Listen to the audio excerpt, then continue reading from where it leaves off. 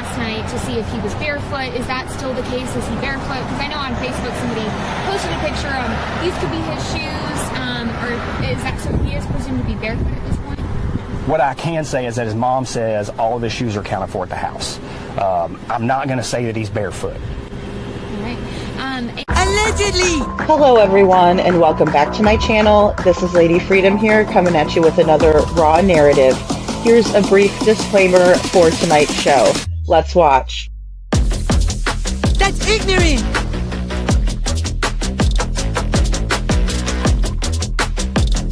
Allegedly, that's ignorant! Ignorant.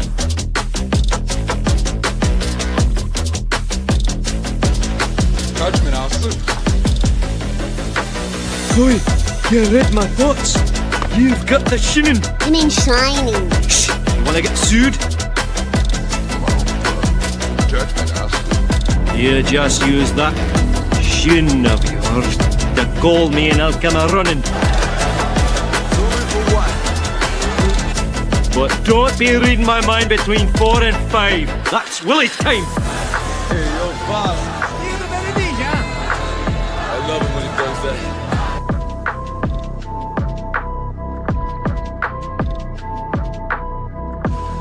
Let's watch.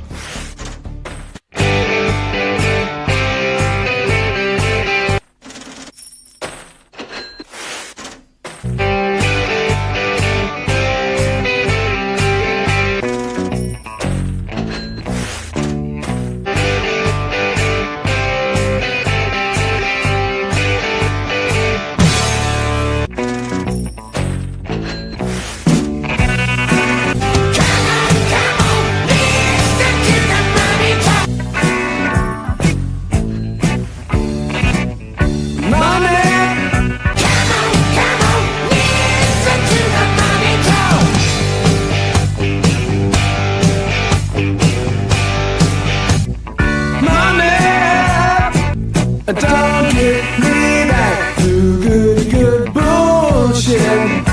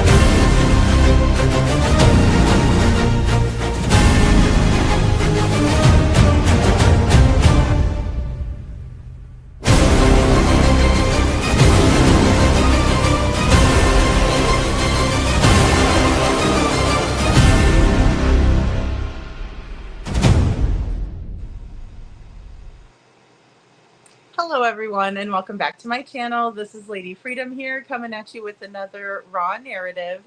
And thank you so much for you all being here tonight. I saw Cinderella. Good to see you, Cinderella. I saw Connie S. We have Suzanne. We have Hey Jude, C. Taylor, Perfectly Imperfect Boy Mom. Thank you for becoming a new member and welcome to the Dragon Tribe.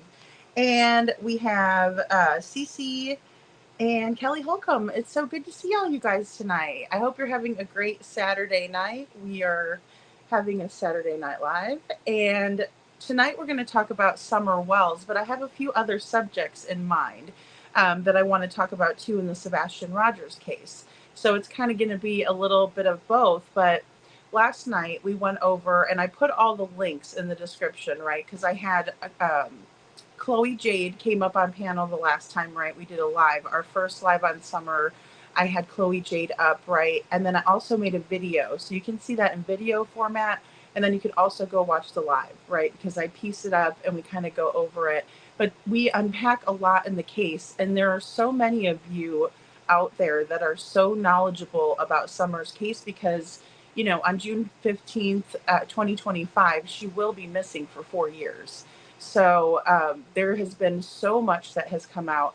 And of course, with those of you who follow the Sebastian Rogers case, even after, you know, a year, almost a year and a half, we have tons of information, you know, as well. I mean, just so much that we could go over and analyze and that sort of thing and kind of interpret what we're analyzing, right? Hey, Butter Biscuit, good to see you. So, I mean, there's just like so much to unpack in these cases, but 4 years is a long time, right? And we also have parents that have started, you know, YouTube channels as well, right? And we also have YouTubers that they would call into. So there's just like a lot of interviews that we could go over. But I wanted to start in the beginning, and I really like Chris McDonough. I like his style. I like how he does things. I stumbled upon an interview with Hunter last night, right? So I'm watching this interview with Hunter, and I have to say that, you know, Candace, you shouldn't have given that young man twisted tea, okay? Because I think you did give him twisted tea. You know, the vapes and stuff like that as well. I think his mother knew about the vapes because his mother was sitting at a table where it was his grandmother, his mother, Hunter, and then Chris McDonough was interviewing the family. Hey, Eric with an H, good to see you. So, you know, it was kind of like, because he's a minor, right? And he was a minor at this time too. So it was one of those things where he probably wanted, Chris McDonough rather, probably wanted parental figures there or guardians so that way he could ask questions. And if they didn't feel comfortable with their underage person answering those questions, they could have intervened. But it was a really insightful interview. You know, I tend to believe Hunter's story more than I do Candace's. And I hate saying that because, you know, typically, you know, you don't believe the kids, you know, it kind of takes a special circumstance because you really want to be able to trust the parents and think that they're doing the right thing and they're not, you know, supplying children with illegal substances. I understand alcohol is legal, but it is legal at a certain age, right? So just really those behaviors scream grooming to me. So when I hear that adults are supplying children with mind altering anything, like even, you know, Mary Jane, it's really distasteful. And, you know, kids have, people, I should say, have plenty of time to, you know, experience that with like their peers. Experiencing that with a person who's an adult is actually, it's really weird and creepy, and it usually doesn't lead to anything good. Perfectly Imperfect Boy Mom says, I think she did too. She seems like one of those that turns her head and says, I didn't see him take it. Exactly. And she said that about the vapes, right? So like if you know that you have a teenager that, like, you know, thinks it's cool to vape and stuff, you don't get the vapes and put them like right down in the console and be like, here you go. I'm not going to tell, you know, I'm not telling anybody. I'm looking the other way, right? I only bought 2, kind of a thing. But in the interview with Chris McDonough at his house, Hunter does say that, you know, Candace made sure that he got a vape to take with him, you know, after she dropped him off at home, which, you know, I mean, it's not really that shocking because I think a lot of us thought, you know, she was lying. But you'll kind of see whenever Chris confronts her about speaking with Hunter in this video, right? Because we're gonna go over Hunter's account. I think it's only fair, and let's be honest here. Grandis and Candace are the 2 that were with Summer last. And I would tend to believe Hunter since he was dropped off right before they went home. I'm still not clear, and maybe you all can suggest timelines. I'm still not clear when exactly they arrived back at the property, right, on Ben Hill Road. I'm not sure. Um, because, Candace says she's not good with time. Hunter also said he wasn't good with time, which made me worry a little bit. Like, Candace could have been threatening him not to tell what time, right? Because that would establish a time period where something could have happened to Summer, but it could also rule out um, if something happened to her or not, right? Because if there wasn't enough time really to, if there wasn't the time frame wasn't there, it would actually rule some things out as well. So that's another thing that's frustrating. One, people don't want to tell the truth, or they say, I'm bad with time, but you're a mom of four, and time management is kind of, like I said, you almost can't help but manage your time when you have four kids. Butter Biscuit says these two cases are so much alike, Summer and Sebastian's. They really are, Butter Biscuit. They are. They are so similar that I was shocked watching the interviews back, because now I'm in Sebastian mode, right? But when I was watching Summer's case, and kind of watching more of the mainstream stuff, right? I mean, I'm deep diving in, but back then when I was watching, it was like I wasn't in the YouTube realm either, so that space was kind of, foreign to me. It still is. But there's so much alike that when I went back, I was shocked, even because I'd seen the Dr. Phil interview quite a few times. I saw these interviews too a couple of times. So I don't know. But I've never really seen anybody deep dive or do an analysis on them. I do know that Stephanie and Derek at True Crime Weekly did a whole series on Summer Wells too, which I did watch. But now I feel like if I watched it again, I would probably catch more details, right? Because I'm deep diving in right now, and um, there's just so much. There's so much to unpack. Um, Butter Biscuit says Chris M. Brought truth out about Summer's home life and how she lived. I agree, because and I agree with that, Butter Biscuit. And the thing is too, is I do want to preface this episode with saying that I don't ever want to say, like, oh my gosh, look at your house. I don't think that is proper. I don't think that's fair. And I think we all do the best that we can.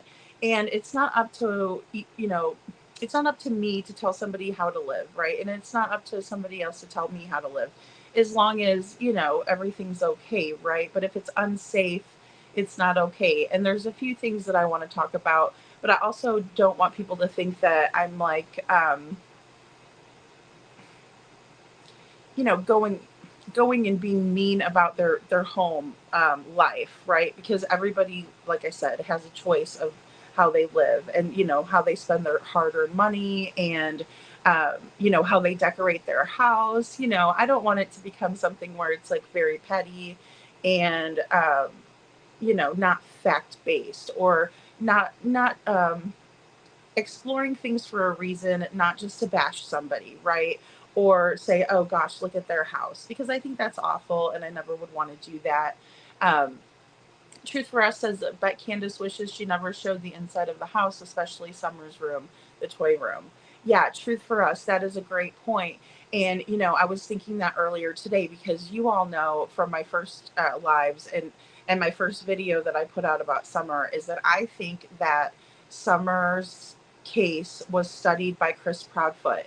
And the reason I think this is because of what Chris Proudfoot said on Queen Bee's Live.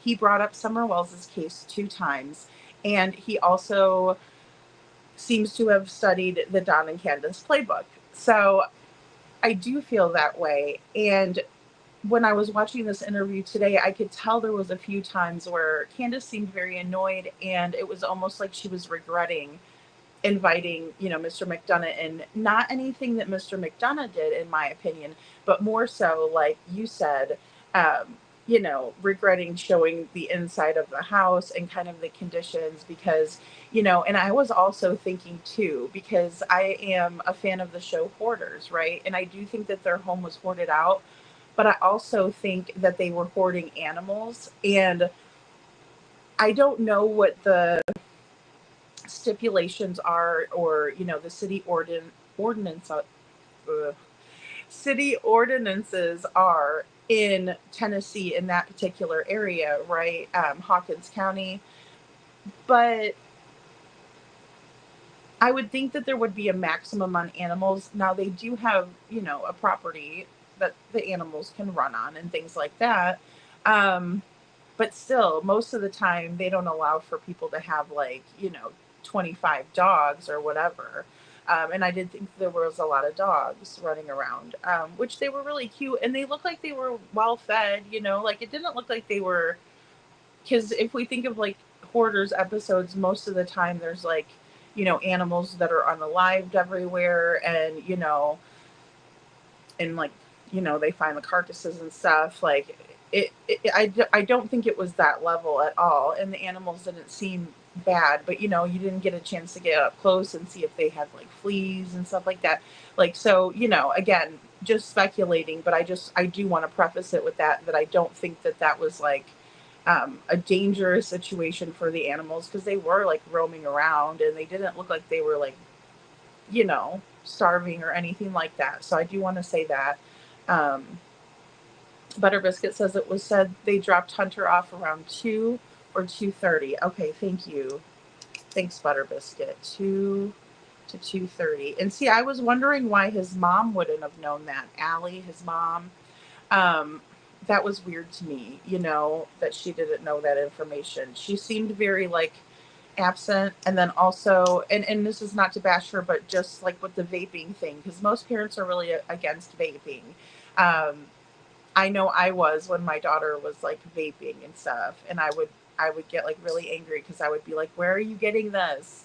And I would, that was one thing when she was a teenager that we went back and forth about, was the vape. And so, but she didn't seem Allie didn't seem phased by the fact that or maybe she had already processed through it and, understood that, she had given it to him. Candace was supplying him with this when he was underage and not allowed to have it. But she seemed very complacent, oh, well, because Chris McDonough is like, no more vaping, right, Hunter? And he's like, okay, how kids are, he's like, all right, yes, sir, whatever. And then his mom, he's like, no more vaping, right? And looking at the mom, and the mom just sitting there, like a big lump. No offense, but I mean, seriously, she did that. And I was like, Mom, wake up. What time did your kid come home that day? And you know what I mean? So I think that what we're dealing with here too is a different kind of demographic, maybe geographically there in that area where it's maybe more acceptable for kids to kind of, drink at an early age and smoke at an early age. I don't know. That's just my best guess. And they got on the hill around 3. Okay, thank you, is the way I understand things, says Butter Biscuit. Thank you. So 3 p.m. on the hill, right? Ben Hill Road, 3 p.m. I guess it takes a little while to get up their driveway, right? Because it's sometimes it gets washed away. Okay, thank you though. So Hunter was dropped off. I mean, Hunter even got a call from Candace, according to him, from the police station when she was there. It was really weird. And also they did take Don and Candace to the police station, which was a little bit different because we've never seen the Proud Feet have to be taken down to the police station, right, for questioning. They were treated much differently, and we're going to get into that too, but I did want to kind of preface that. That's true, Connie S. No child should ever have to live in unsafe surroundings. I agree with that. And that's the reason why I'm talking about it too. So thank you for saying that, because that is something that resonates with me. It's not even about I'm not trying to be mean or be, or hateful or anything. But it doesn't matter how much money you have or what kind of house you live in. if you keep it clean, then that's a good thing, right? Like it's just, that that isn't something that um, is class specific, right? In terms of, you know, working class people, people who don't have much, people who have a lot, people who have a lot of money do have people that clean for them. So I will preface it that way as well. But hey, Detroit Rock City, good to see you. Good to see you. Exactly the truth. Yeah, Butter Biscuit. Cinderella says, "Agreed, Lady Freedom." Yeah, and I just don't. I just don't want it to be like, because I feel bad. I don't want, I don't want anybody to think that we look down on them, or like if we say something in the chat, But it is about what the kids were living in, right? Because there was 4 kids. We'll hear about kind of, and we'll see, where the boys were sleeping, where Summer was sleeping. Um,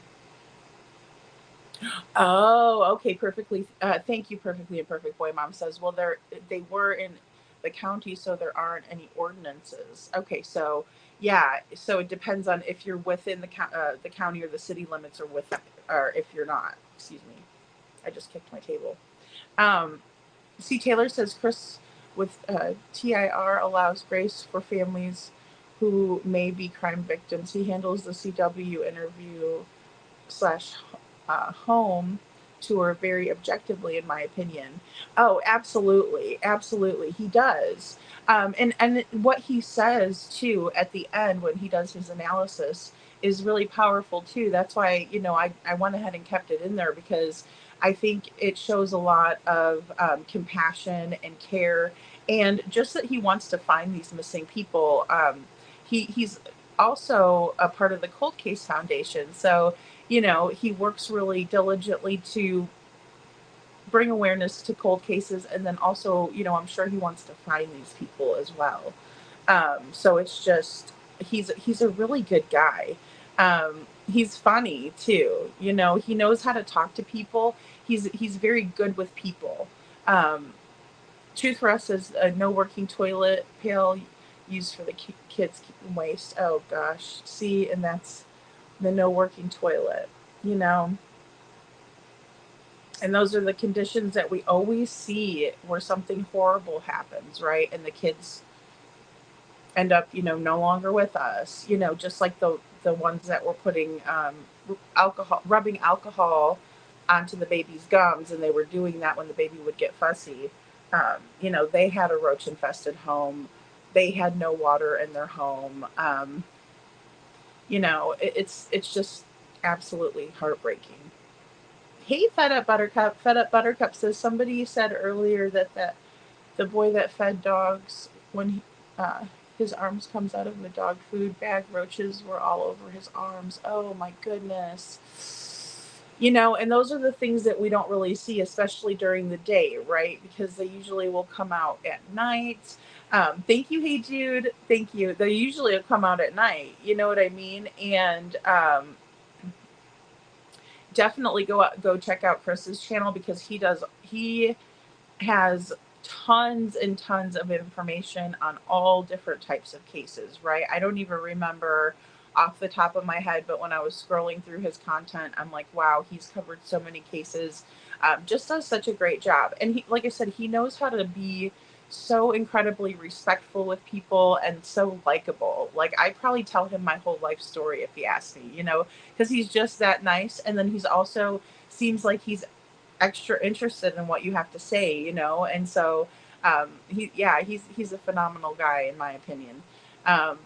But Butter Biscuit says there's nothing wrong with being poor and nothing wrong with not being able to buy your kids a lot of things. Absolutely.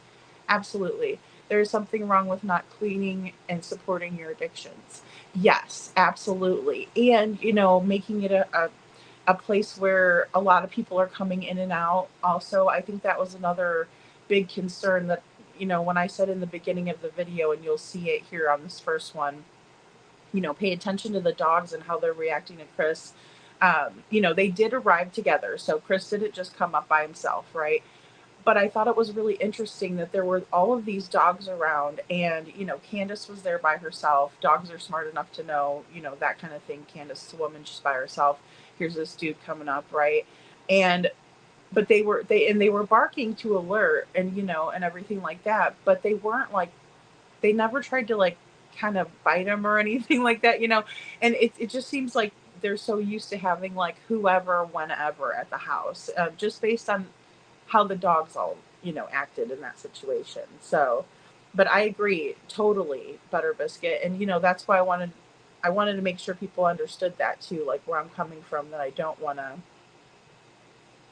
disparage people that don't have money. And I do think it's really cool that they built their own house, and she said they worked on it all together, so that's a positive. Hey, little Miss Sharon, good to see you. Yeah, she was Butter Biscuit. She was. Allie was texting, uh, and on her phone during the porch interview. I sometimes wonder if she was texting Candace. I don't know who she was texting. It was very weird, and I almost even feel bad showing Allie, because I mean, golly, she was kind of scantily clad in that interview. Um, Connie S says clean and safe. Exactly. And, there was no kind of fencing around. Now, kids are kind of smart enough, but I mean, there's spots where it looks like there's just like a steep drop off, right? And that's how Missouri is. Missouri is very much like that, where, if you're not careful and you're walking, you could walk right off of, somewhere. Um, if you're in the woods and stuff like that. And around their house, it was kind of like that. I mean, they were on a hill. They are absolutely on a hill, and you didn't see any kind of like safety gates or mechanisms to keep the kids kind of in one general area.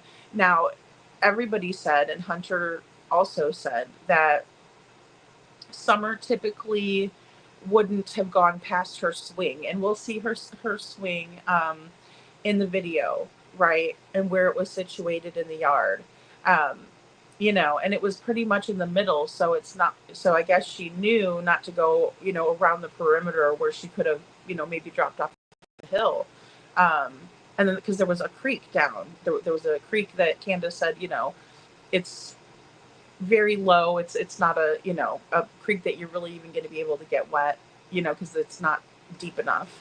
Um, Detroit Rock City says, I was surprised that he asked her about having relations with the boy Hunter. Is that true? Yeah, he did ask her that, and I don't blame him. I don't blame him, and I thought it was a very like well timed question. You know what I mean? Because really, at I mean, it was kind of like he started asking her questions at a certain point, kind of rapid fire, one after another. And he was also asking some questions that he asked her down at the water hole in a different way than he asked it when he was down at the water hole.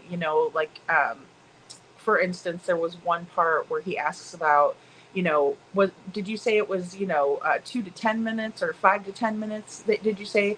But, she said it was 2 to 5 minutes. So I think he was asking her that in a different way again. Did I get this right? And she did correct herself and say exactly what she said at the water hole.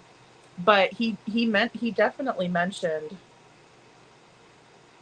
I mean, he definitely mentioned that she left right off at, where they were at the water hole. So, I mean, they had driven home from, or driven to the house. He followed her back to her house, and she just left off right, as if nothing would happen. So, I mean, I kind of thought that might have been a red flag for him, thinking she was kind of scripted, or she was already planning what she was going to say.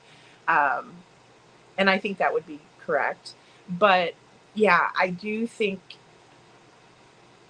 if Hunter was my son, I would have gotten him into some counseling to see if there was any kind of inappropriate activity with Candace, but the sad part is like Hunter had a girlfriend, and that sort of thing. And so if something did happen, maybe he didn't want people to know about it, right? I mean, he might have had his reasons. But I don't know how much actually has come of that. I'm still kind of digging into it. And I also think that, Summer, well, I know for a fact, allegedly, in my opinion, that Summer was essayed in the house. I mean, it's very apparent, in my opinion, when you look at the history of Don, the way that the house is situated, the way that they don't mind giving underage people, I mean, basically sedatives, right? I mean, if you have too much alcohol, you could pass out, it'd make you sleepy. They're giving that to a kid. And, little people, they're going to process that differently. They're smaller, I mean, I don't know.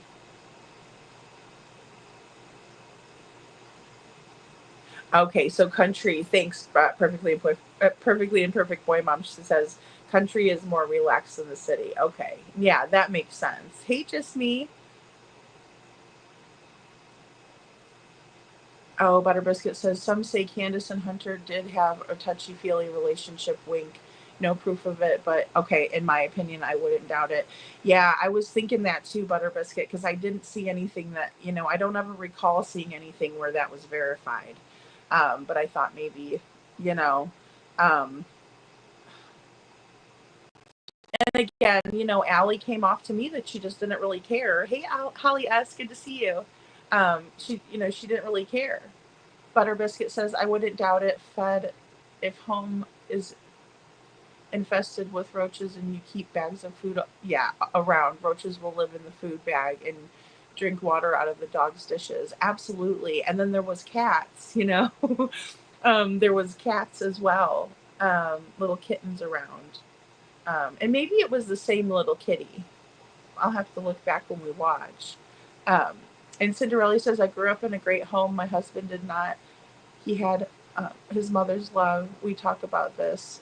He said to me the other day, he thinks kids run away a lot. Wink, wink. He truly believes he's lucky to be alive. Oh my goodness. I'm so sorry, Cinderella, to hear that he didn't have a great time growing up. I believe that a lot of kids have a lot of reasons to run away. I do, and I mean, I hate to say that. It's sad to think about it, but I do. I think there are some kids out there that legitimately have a reason to be like, I don't want to deal with this anymore, and I'm going because I'm being, horrifically, abused. Yes, I do admire Chris McDonough too, Butter Biscuit. He's great, isn't he? Just so compassionate and caring, and very smart, and like I said, good with people. And C. Taylor says, and Chris loves dogs. The dogs probably sense that. Yeah, exactly. They probably sensed he was a good person. That's such a good point. Yeah, because I mean, they were kind of backing up from him, and he wasn't aggressive or anything. He was just like, you know, filming. But you know, the dogs were kind of like, you'll hear them like all barking and stuff, but none of them like tried to go after him or anything like that. They didn't seem like they were afraid of people. They seemed like they were used to seeing people that, don't really belong there, kind of a thing. Um, and Truth for Us says comparison could be made. Summer's toys thrown away and Sebastian's clothes being given away. Yeah, I mean, that was another thing. You couldn't really see like a whole bunch of the toys in this video that were still left over. And now this this all took place like right after Summer disappeared, right? So June 15th, 2021, she disappears. And then Chris McDonough kind of goes and interviews Candace at the watering hole very shortly afterwards. This particular interview I looked back on in the description, and it said, July 27th, 2021. So, very shortly after. And, even when Candace is showing the little Paw Patrol figurines in the potting, where they had potted the cactuses, he had to tell her like, don't ever take those out, and she's like picking them up and showing them to her. You would think if Summer had placed those little toys in the pots, like they would be like covered and nobody could ever get to them. It'd be like in a bubble, right? Because that's where she put it. These are the things that we don't see in these cases where there's so much doubt about whether the parents had involvement or not, these are these little nuances that we see that just don't make sense to a parent who, or any person who has lost somebody, and who understands that sentimental kind of sentiment, right? Where, oh gosh, that was where she placed her Paw Patrol for grandma in her potted plant. Like, seriously, I would take a picture of it and, it would be in a time capsule. But that's just me. I'm different, I guess. And, hey, Trishy. And that's another good thing that, Chris McDonough does say too. And I'd like to preface it too. All of, the people that we talk about are innocent till proven guilty in a court of law. You know what I mean? We're not judge, jury, and executioner here. We are just, sleuths, citizen sleuths who are interested in true crime, and we like to talk about it and discuss the different aspects of the cases, within our rights and all that. And Butter Biscuit says there was too much that could have been done with all that land, growing a vegetable garden, canning for winter, could have raised chickens for fresh eggs, milking cows, missed opportunities. Yeah, it's a beautiful property, really. If it was like cleaned up and there wasn't, everything kind of everywhere, it really, Tennessee is beautiful. I mean, I drove through it when I came to Florida, and I mean, it's really pretty. The foliage and everything, just gorgeous. And of course, I got to see it in November, so I was lucky. But Detroit Rock City says, was she supplying the kid with rugs and alcohol? Well, yes. I mean, nicotine is a rug, in my opinion. Alcohol, yes. And again, if he was 21, okay, he could have, and I know people arguably, because especially when guys are in the military or people are in the military, it might be a little bit more lax, right? Because if they go to another country, they can, legally drink there and stuff. And, your dad might give you a beer when you're 18 or something. Like, I mean, I'm not faulting that. I just feel like it's weird that a mom would take a young man into the woods and give him booze. Like you wouldn't catch my ass doing that.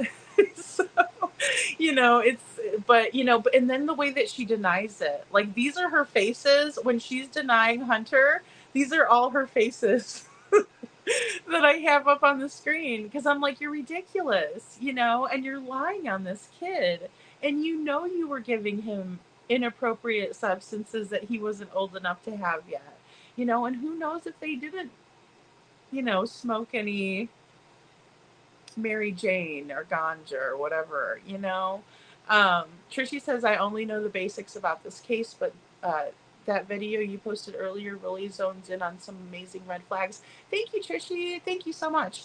Yeah, I am getting more and more kind of deep diving into it, because there's so many similarities with Sebastian's case. And, I can just recall them so easily off the top of my head. But like with Summer, I'm really learning a lot. I really am. And Chris did a fantastic job. I mean, getting information, being respectful to the parent, no matter what his opinion may have or may have not been,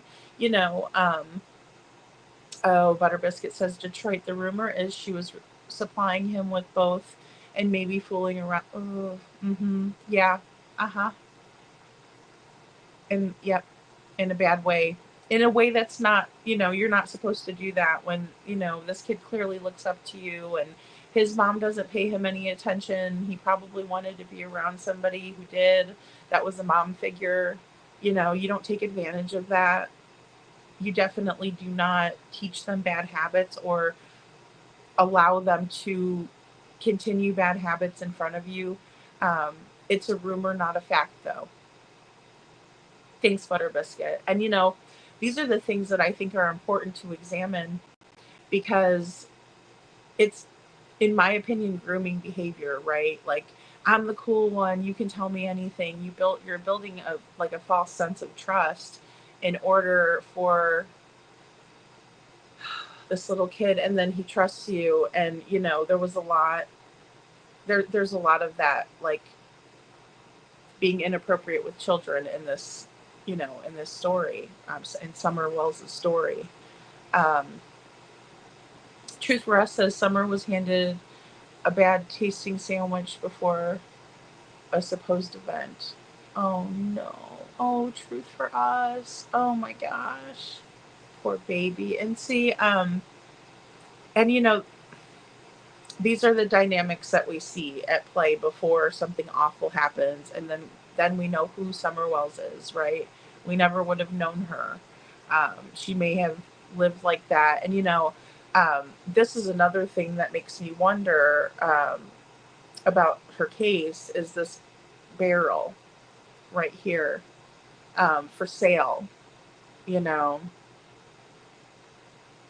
I mean, it screams like CT, right? It just screams it. We also have the neighbor that heard a scream, a shrill scream. Hey, SCP Foundation, good to see you.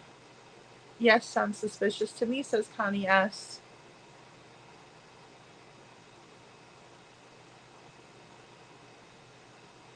Oh, I agree 100% here too. You know, slip age, but by both fathers ruined the case, sending them all in bad directions, CP and Don. I agree. I agree.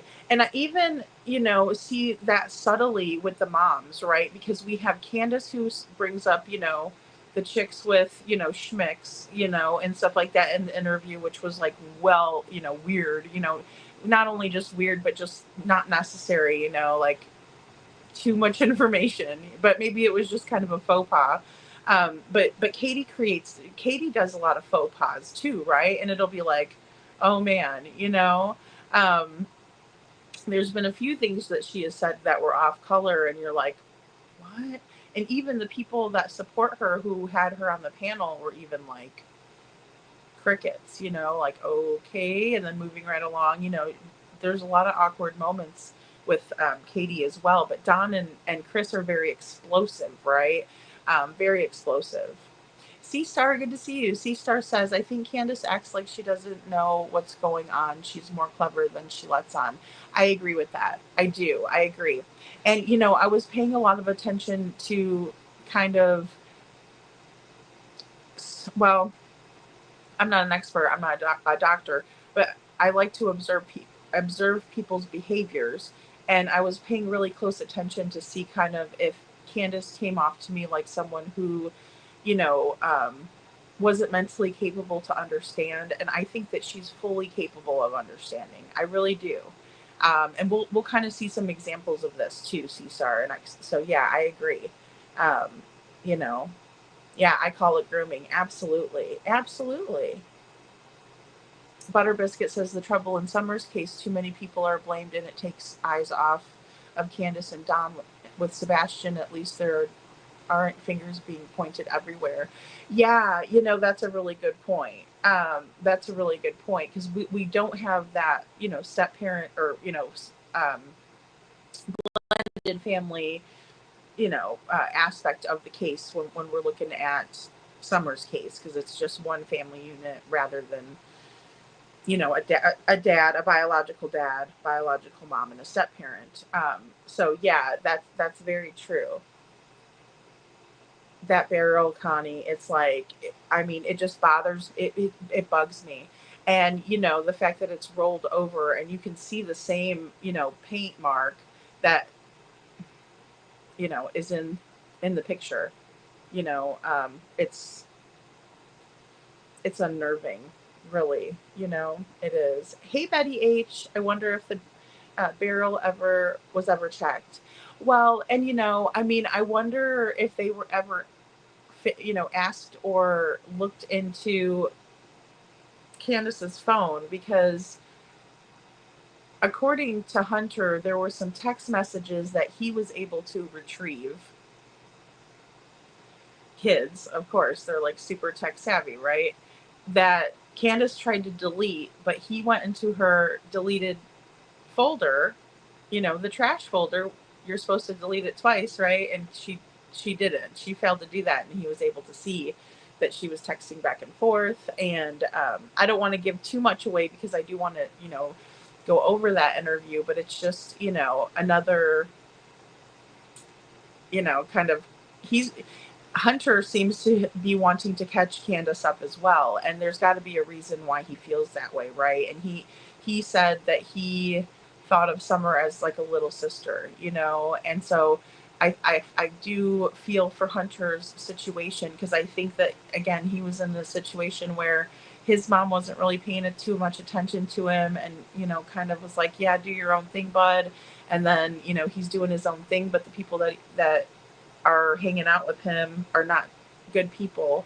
And then he sees this little girl and he's trying to befriend her, and, and even that dynamic can really be dangerous for Summer, if we think about it, and not to disparage Hunter, but I'm just saying that that dynamic can be very dangerous for Summer, because if Hunter wasn't a good kid or didn't have good intentions, like brotherly intentions, it could have put her in harm's way. But it doesn't seem to me that Donna and Candace, cared about that. But Cinderella said there is allegedly a 911 call, Candace calling Don. Summer is yelling, "Mommy, Daddy's hurting me." Oh, Mommy, oh no. I don't know whatever happened with that. Oh my gosh. I've never heard that, Cinderella. Oh my gosh. Butter Biscuit says Don was holding her in the same dress she was wearing, dancing at the barrel, and he said he cried because he knew she would be gone soon. Oh my, he has said so many very off-putting statements like that, and it's like Chris Proudfoot, as well. He's said a lot of things too that is just like, why on earth would you ever say that? Wow, Butter Biscuit.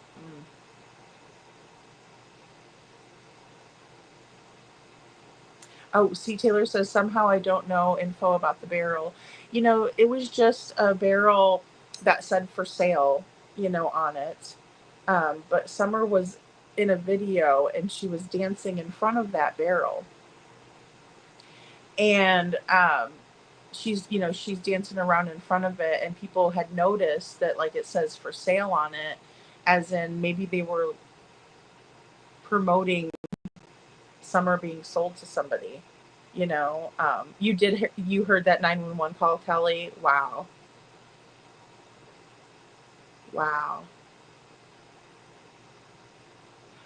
I need to check and see how old Hunter is now, C. Taylor, because he looked like he was maybe 14 or 15. It's hard to tell though, because they were trying to kind of keep him hidden in the video.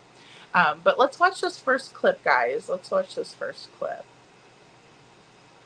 So this is going to be, well, here, I'll play this. I'll play the first one. The first one I'll play, I saved one from yesterday, is the one that we left off with, and then we'll go into the next one. So here's what we left off with last night. That is why I'm here. I'm not interfering with the investigators. I'm letting them do. I'm not neither. I'm going to let them do their job. I'm let them do their thing. Do their job. Let them do their thing. That's all. Okay. And you came down here on your own to walk me through this. Yes, sir. I credit you for that.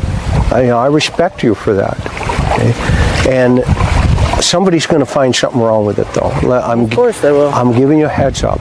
Okay? Oh, I already know this. All right. I'm just telling you. Okay? That's how the world is today. It is. Now, the other side of that, okay, is if there is a suspicious person or somebody like that now you mentioned, or Don, I can't remember in the first interview, Donna had mentioned that on the news, he mentioned that he thought that she was abducted. How did that conclusion come so quickly?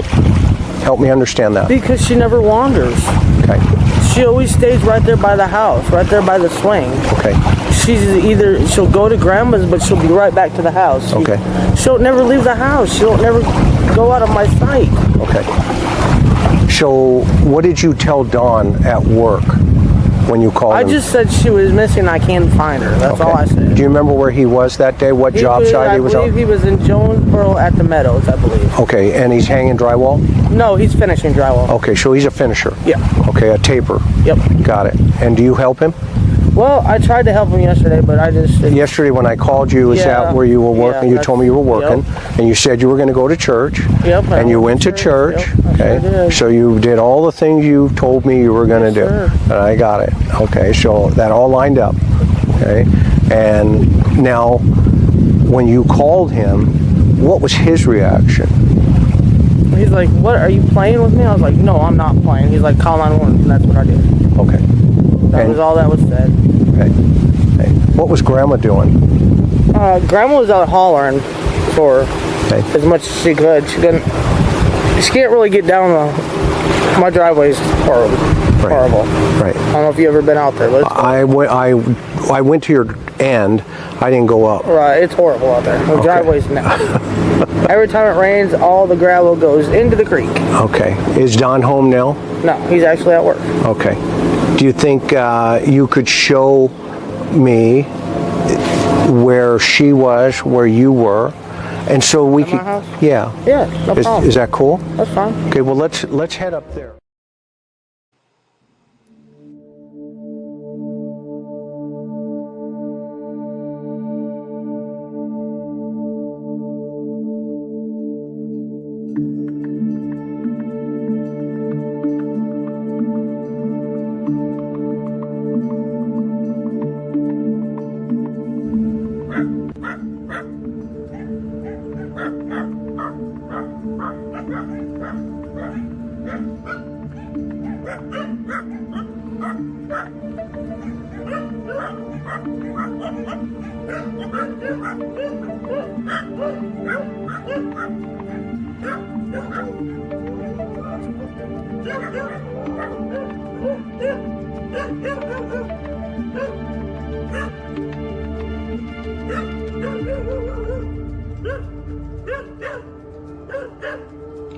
Take note how the dogs start barking and continue barking to alert their owners that someone has entered their property. It's also noteworthy, in my opinion, that the dogs do not attack the stranger, they just continue to alert their owner.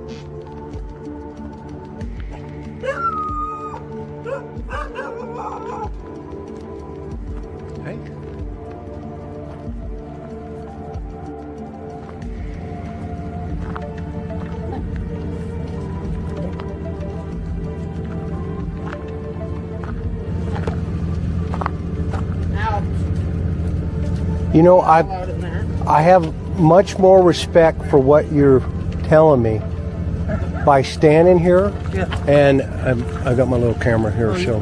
But I'm looking at this terrain, and I'm going, holy cow! She could have even.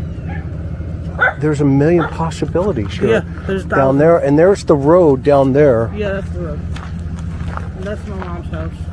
Okay. Like literally, it's. And this right here. Usually you can see the road because they have went through here and mowed and took down a bunch of stuff away from the power lines. Okay. But usually it's full up. You can't even see the road. That day though, how was it? Was it full up or was it like this? That day and a few days prior to that, they were working on this. Okay. So I've even come to a conclusion maybe one of them people have snatched it. Oh, interesting. Because they were all the way up here on Yeah, the I see those, the path down there. I see the tracks down there. Yep. You over there. And they were all the way up here to my light pole. Okay. And you told TBI all this, right? I told TBI this, yes. Okay. Okay. And yeah, I can see the cars going by. That is not far from your property. Mm-mm. Is there a holler down there? I mean, is there a river of some sort? The creek runs all the way around my property. And how deep is the creek? Okay, just so it's like an inch, inch or two. Okay. You'd be lucky to get wet enough to do anything. Okay. All right, so let's pick it up from where, and I'm going to just use this little one. Is that okay? Okay, so from when you got home, now she's leaning. My mom's truck parks here. Okay, your mom's truck's right here. Yes. Okay, so when you're she's leaning against the milk. Is she Yes. sleeping? She was sleeping, yes. Okay. From exhaustion from that day? Yes, she was. Where I woke her up early, and she usually sleeps until 9, 10, even 12 o'clock if I let her. Okay. How did the milk bottles get rearranged? Hunter said he had them on the floor, and then he put them next to him. They weren't Is that on, true? no. Okay, so walk me through that. When we dropped them off, they were actually still on his lap. Okay. And he put them on the other side of Summer. Okay. So he reached over? Yeah, he set them over there by that. There's a black tote she had in there. Okay. Was there, where's that tote at? I think actually my mom's got it still in her truck. It's got a bunch of crafts and stuff in it. Okay, got it. And now from when you pulled up, did she just fall asleep next to that? She fell asleep, I'd say maybe 5 minutes down the road. Okay, got it. And then, so walk me through, you get home, you take the groceries inside. Is Don home, by the way? No, he's Okay, not. okay. Actually, I parked the truck and I opened both doors. It's really hard with this lawnmower of his. But I opened the doors up and I shook her. I said, "Wake up, we're at home." She jumped right up. Okay. Like nothing. I unbuckled her and I said, "Come on." I said, "Mom, I'll be right back." Well, went in there and got the boys and they were sitting at the table. And I said, "Come on, let's get the groceries out." And we brought them all in the house, went through them all, did all that. And this is that's her swing. That's her swing right there. Come show me her swing. Why is this, and who's this? That is Smoking Boots. That's my boys' cat. And how many dogs do you have here on the property? About? Honestly, I don't know because people just keep dropping them off. Hi. I know. It's okay. Okay. Sorry. So this is her swing. That's her swing. This is her playground. Yep. And she loved this area. Okay, guys. So, I left little Summer's picture up there. Let me take it down really quick. Okay, so that was the beginning there. It kind of left us off at the water hole last night, right? Candace said at the water hole that Summer jumped up, right? That she jumps up. She said that at the water hole, and then she says it again right here too. So I found that to be interesting that she kind of portrays Summer as being someone who is very kind of like hyper or, very bubbly, energetic, something like that, right? That was just my take on that. So Don and Candace think that Summer was abducted, right? Candace mentions this at the end at the water hole, but she also mentioned that on her 50-50 chance as well at the water hole, what it would be, right? And we went over that last night. So the driveway is really horrible because the gravel washes down every time it rains and it washes down to the creek. So they're constantly having to redo the driveway, right? Because that's what happens. It's just gravity and water, and it just washes away. But that tells me a little bit more about the house too, because, and how somebody would get in and out quickly. Because if Summer was abducted, how did somebody come get her? How did they get to her?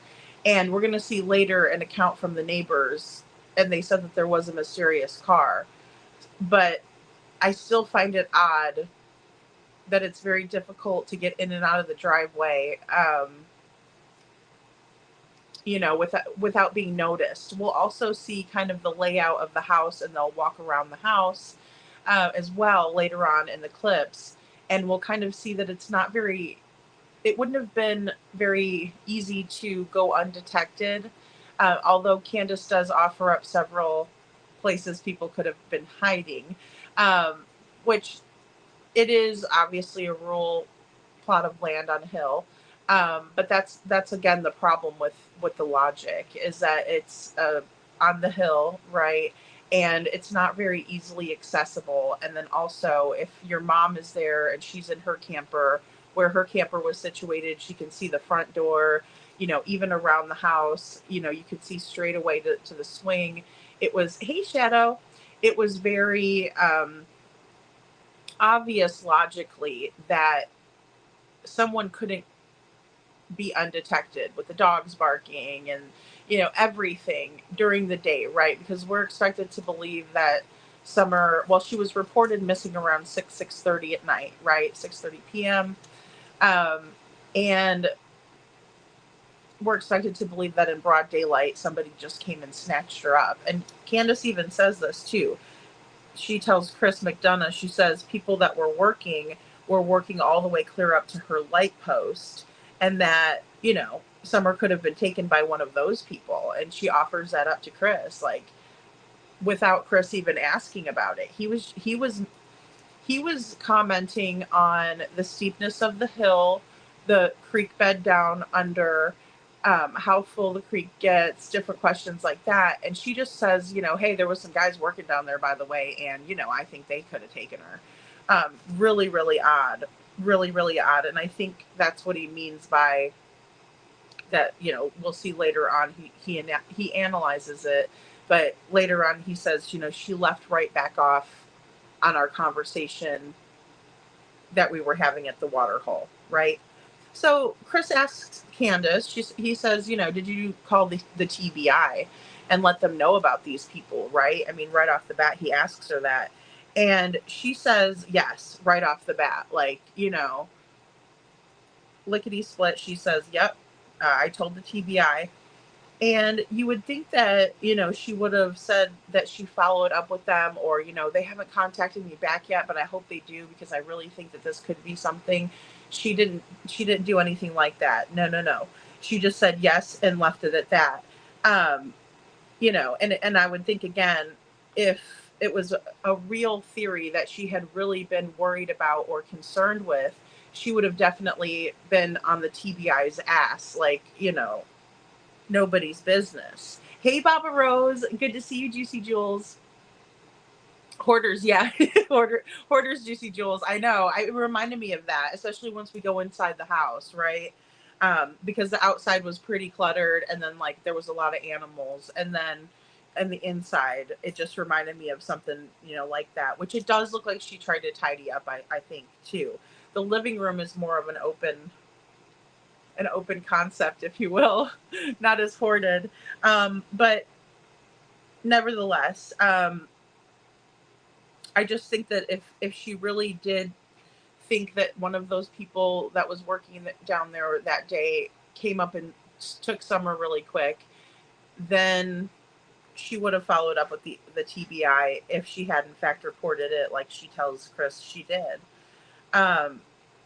So I also find it odd when she's talking about Summer waking up, because she kind of dances around the question, right? And she goes, well, you know, I mean, Summer, she wakes up at like 9, 10, 12. You know, it just depends. I mean, if I let her, she'd sleep till 12.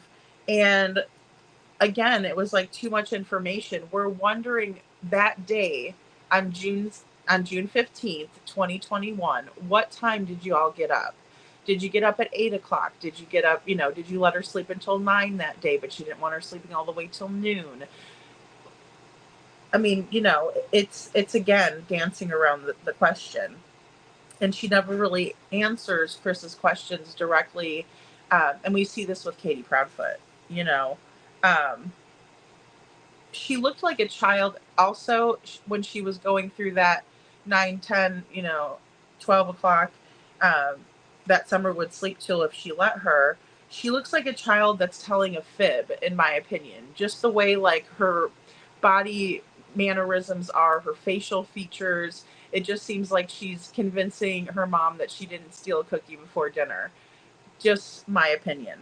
The milk, right? The milk. So here's the milk photo. Right? So this is the photo that was taken right before Summer was said to be, you know, woken up, because according to Candace, she fell asleep for 5 minutes before they arrived at the house, right? So 5 minutes down the road, Summer falls asleep. And we heard yesterday that Summer asked her mother to take a picture of Candace asked Grandis, her mother, to take a picture of Summer because she was sleeping like her dad, but we see that her arms are down. She said that her mom video recorded instead of taking a picture, right? Snapping a picture. And so, you know, and people do that all the time. I'm one of them.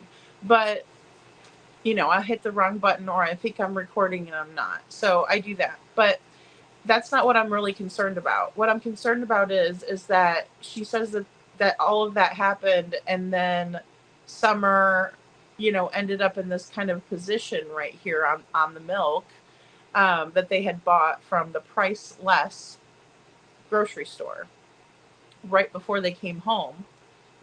Um, Again, the story doesn't add up. And we see little Summer here only sleeping for 5 minutes, right, as they were coming up the road. But then she was even able to change positions. And of course, you know, everybody sleeps differently. Everybody tosses and turns differently. I'm not saying that. You reposition yourself as you know, wish while you're sleeping. Most of us don't even know we're doing it. But my point is, it doesn't add up. 5 minutes is not long enough for that to occur, in my opinion, and all of the other, you know, bits of the story that Candace is trying to make us believe. Another thing, with the milk is who put the milk jug there, right? That's been a big question. And also Chris is curious about the crush, the orange soda crush bottle, right? The pop. Whose pop was that, and why is it back there? And he's going to ask, you know, Candace that later. But this is a difference of opinion between Hunter too, because Hunter was sitting back there with Summer, right? And he's the one he said that he did put the milk jug on the other side. He also recalled there being boxes when asked what was in the back seat. And so I just kind of wanted to bring that up because the milk is always going to be kind of something that we're discussing here in the beginning, at least. Who put the milk jug there? How long was it there? Why would she be sleeping on a cold milk, right? Milk jug, gallon of milk. It's not a proper pillow, by any standard of anyone's standard, really. I mean, you know, it's not comfortable. It's cold. It's weird. Um, we also talked about the slushy factor, right? Right. So what is it? I forgot what it was called. Glyceritol. No, I'm just kidding. That can't be it. But we talked about that chemical that keeps the ice in a slushy from melting quickly, and it is supposedly toxic for children under 10 years old. And we know that, you know, Summer had a slushy. I don't know how big of a slushy it was. I don't know how fast she drank the slushy. I don't know if that could have come into play, but that was another thing that was confirmed by Hunter. And I just kind of want to throw that out there since, you know, we talked about it yesterday. Thank you, little Miss Sharon. Butter Biscuit says if TBI could watch this video with Chris and Candace, they could catch Candace in so many lies. Oh, absolutely. Or just comparing the videos, right? From the story that she originally told at the watering hole to the story that she's telling Chris now again, right? So we're seeing a lot of inconsistencies just right there. You know, absolutely, Butter Biscuit. Okay, guys, so let me go ahead and Hunter knew. Juicy Jules says Hunter knew. I believe that. Oh, Betty says, look at her hands. She's not asleep. Let's take a look.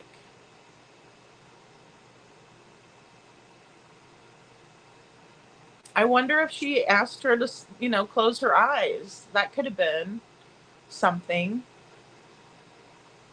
to where she, you know, she said, close your eyes and let me take a picture.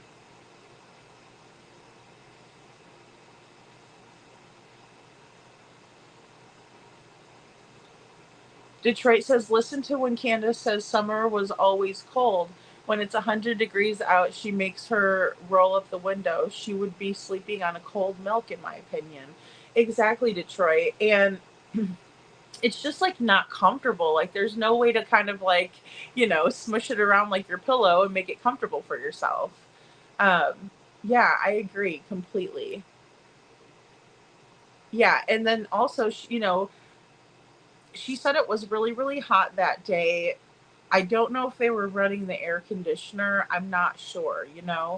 Um, and Butter Biscuit says, Detroit, she also told Chris she put her bathing suit on her because she was always hot. She did. And she said it was going to be hot that day. And I understand, June in Tennessee, it's going to be hot. It might even be humid and make it feel a little bit like hot and sticky. I can't the outfit that she's wearing with those long sleeve, the pink, it's like, and then pants too. She's wearing the black pants. Butter Biscuit says, look at the position of her arm besides the milk jugs. Her arm wouldn't be wedged beside those jugs if she had them behind her head seconds before. Exactly. And 5 minutes, is a little bit of time. You know, Sometimes it can seem longer, but no, I don't think that she would have been able to reposition herself. No way. And if she would have repositioned herself, don't you think she wouldn't have, been on the cold milk like that? Ugh. It's just absolutely unbelievable. C. Taylor says, did she still use a sippy cup beside her? Oh, no. Okay, so a lot of people think that that's a sippy cup, C. Taylor, because it does, like, at first glance. It's a orange crush bottle, like a pop, like a, what are those, 24 ounces or whatever. Um, but yeah, I know it looks like a sip. I thought it was a sippy too at first, and then we were talking, and it was like, oh gosh, no. And you'll hear Chris ask about it too. And they said, and that's another thing. Candace says they drink Mountain Dew. She's like, we drink Mountain Dew, but then they got Orange Crush. So whose Orange Crush was that?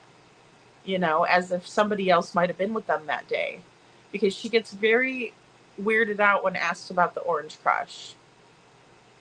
And Betty says, hands are not the color of a person being alive.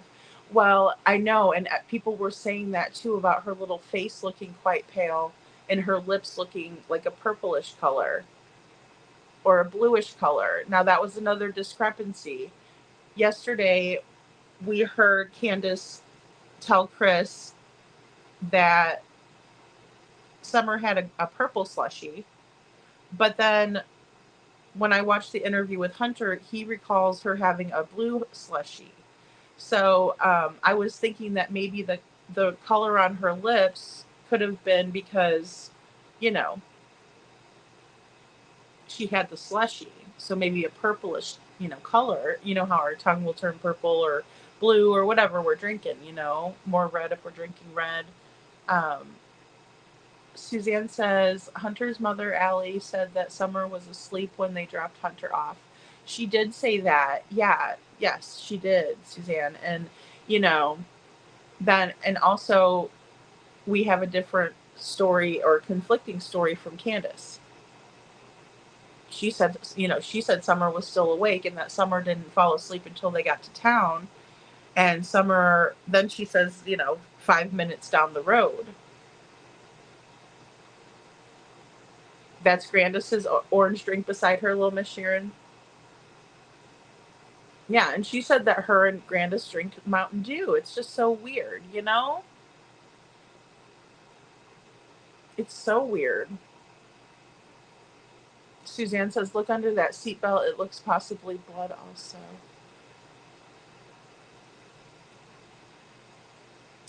I see, like, right under where the seatbelt is. Yeah.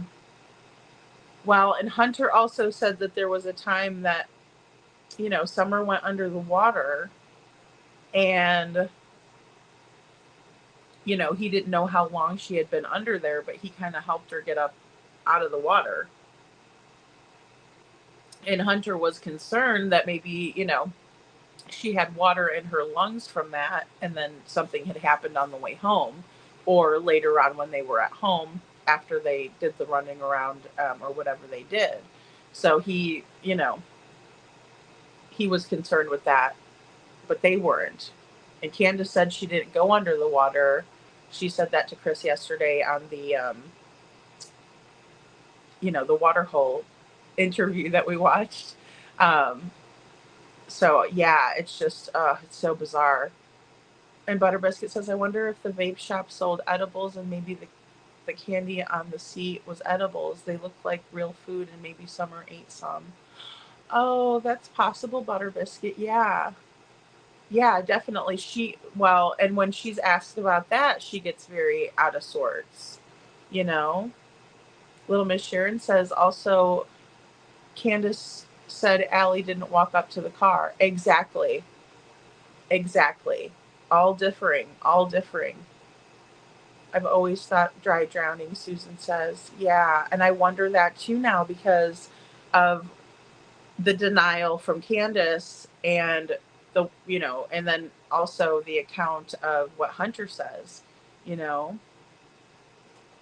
I thought it was illegal in Tennessee, but Detroit, I thought so. But you know what though? It might be the Delta ones. You know how they have the Delta gummies? And all that stuff is synthetic. So if they were eating that kind of stuff, like, and she got a hold of it, God only knows what was in it.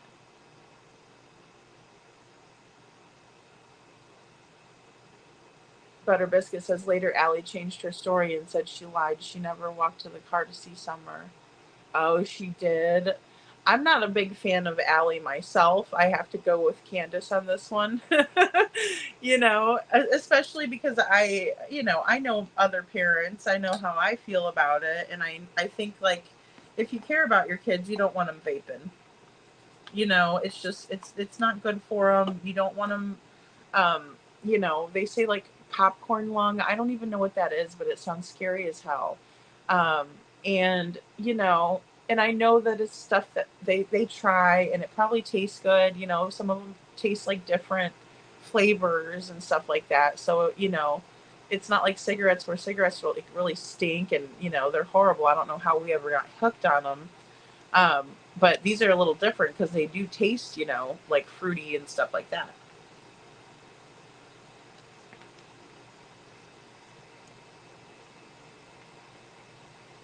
To me, it looks like she was pulled up and positioned using her hood. That's why.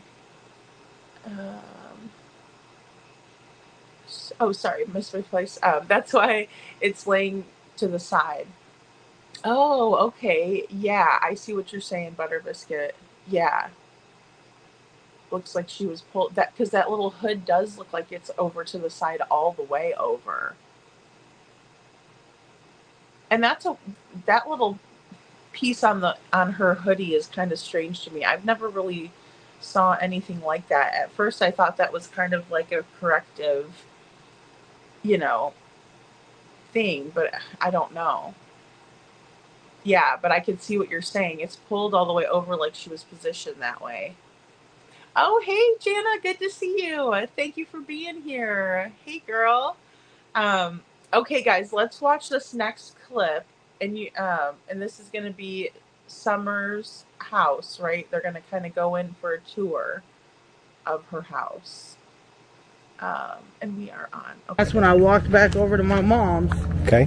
And I was fixing her brace and stuff like that, and I said, "Well, Mom, I got to go back over with the kids," and that's when I come back up into the house. Okay. With the boys. Okay. You walked into the house. Well, I walked into here.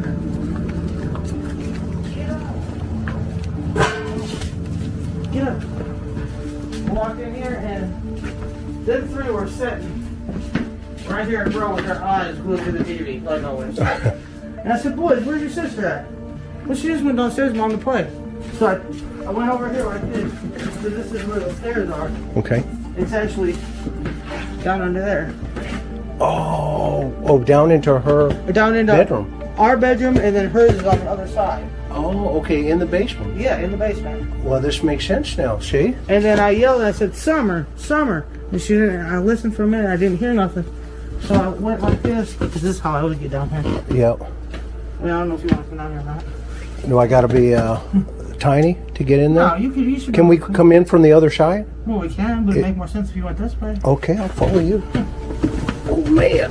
Good grief, no, I know if my 6-foot husband can fit down here, you can. Huh? My husband's 6 foot. I know if he can fit, you can. This... Oh, my gosh. way to go. This is mine, my husband's room. Okay. Pay close attention to what's on the TV in a child's room right next to the playroom. It's quite disgusting. There is also a door that leads directly outside. It's another door that Summer possibly could have left out of. Nothing but smut on the television set. Grody. And over here, well, it's a mess again. That's all right. But this is where Summer and little Waylon was. Because Waylon's only 9. Okay. And they stayed down here. And these are all her toys, all her Paw Patrols, All her movies. She's got a movie about the Savior. The boys I brought back down here after she went missing because I didn't want them upstairs by themselves anymore. Okay. And this is all her toys. These are all her toys. All these toys that are down here are dang near all hers, except for like the trucks and the Teenage Mutant Ninja Turtles in the game system. That's the boys'. Okay. But them are all her toys. And she's really into Paw Patrol. I see that. Yeah, I've been collecting from day one. And these are all her little ponies that I've bought. And then these are them girls that she likes. Them new fashion, I don't know what they are, little princesses or whatever. She's like all kinds. Here's one of them bracelets. Oh, that's just one of them. What do they call these? Oh, this is little pony bracelets. Yeah, I don't know what they were really called, but she liked them, and so I just every time I go to the garage sale, I'd buy her what she wanted. Okay. You know, whenever I got a little bit of money, I spend it on the kids. Yeah, this is her. This is. I understand her now. Yeah. Even better. Thank you. You're welcome. This is really important. But yeah, I come down and I searched. I looked up underneath the beds under there. We can't really get on. I can't get under there. Yeah, yeah. But I looked under there, looked under every blanket I could possibly look under. Yep. And then I come over here and I looked on one side and stand and work. And I don't recall if this was locked or not. I don't recall that. Okay. But I know, it's hard on me. But I know I did come out here and I said, Summer, because sometimes she'll sit right here and just sit here and play just for, you know. And usually when she comes out and she goes directly that way up to the swing. Oh, okay, so this is like her. Yeah, she where just she walks, come running out. Yeah, Oh yeah, you can see the path here. Right to the swing. Right, you can see where she could have run right up to and this here. is all the further she would go. She wouldn't leave. Okay. She wouldn't go out nowhere else. Okay. I want to go around this side. What is this blue thing here? Oh, that was we were putting trash in it. Okay. And we did have a trash man at the time, but he stopped running. Oh wow. I gotta wash this. Okay, I'm gonna film around this side. Now walk me through what's this little Oh, that right there? little cave thing there. That's not really a cave. Actually, we built this addition, me and Donnie and the kids. Oh, okay. And we left this part open because the dog at the time we did have little puppies. These dogs were little puppies, and we let them go under there. They would run in and out of the bricks over there. There's actually 7 pups up under there now. Okay. And it's always been open like that.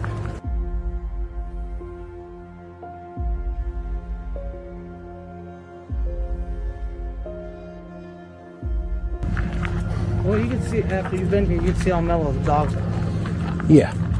Yeah, I know, right? That's what they do. They're lazy. They're kind of a Jack Russell. They got a little Jack Russell in Jack it. Russell, yeah. Actually, the gentleman that lives over there in the other trailer across the creek actually has the mama to that dog there. Mm-hmm. In my humble opinion, the property belonging to Candace and Don Wells is in shambles. It is very unkempt. There is debris and trash all over the place. The inside of the home was completely hoarded out, and the children slept in very poor conditions, in my opinion. The eldest boys slept in bunk beds in the living room, and Summer and her older brother, who was 9, slept near their parents in the basement. Okay, guys, so, you know, that's kind of the house tour. We didn't really see kind of the other area. It looked like there was another area up front of the house. So we didn't kind of see beyond the kitchen, right? But we go down into this little annex, right? Like, there's an island that's built up over a staircase, and I kind of think of it as like a little annex underneath the island.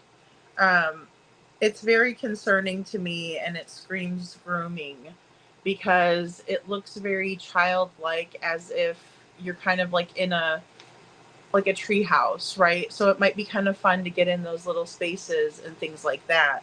And it's just very concerning to me with the behavior that we see from Candace and Don, and that we will see as we talk about this kind of grooming behavior that we see over and over again. And this is only, kind of the second interview that we're analyzing. And it's just so apparent to me that there was SA involved in this case. And, I don't know how many children were involved in this. I don't know how many times Summer and her brothers had to endure, strange goings on, because we see that there was 2 bunk beds, like right when you walk into the living room, there were 2 bunk beds just right there.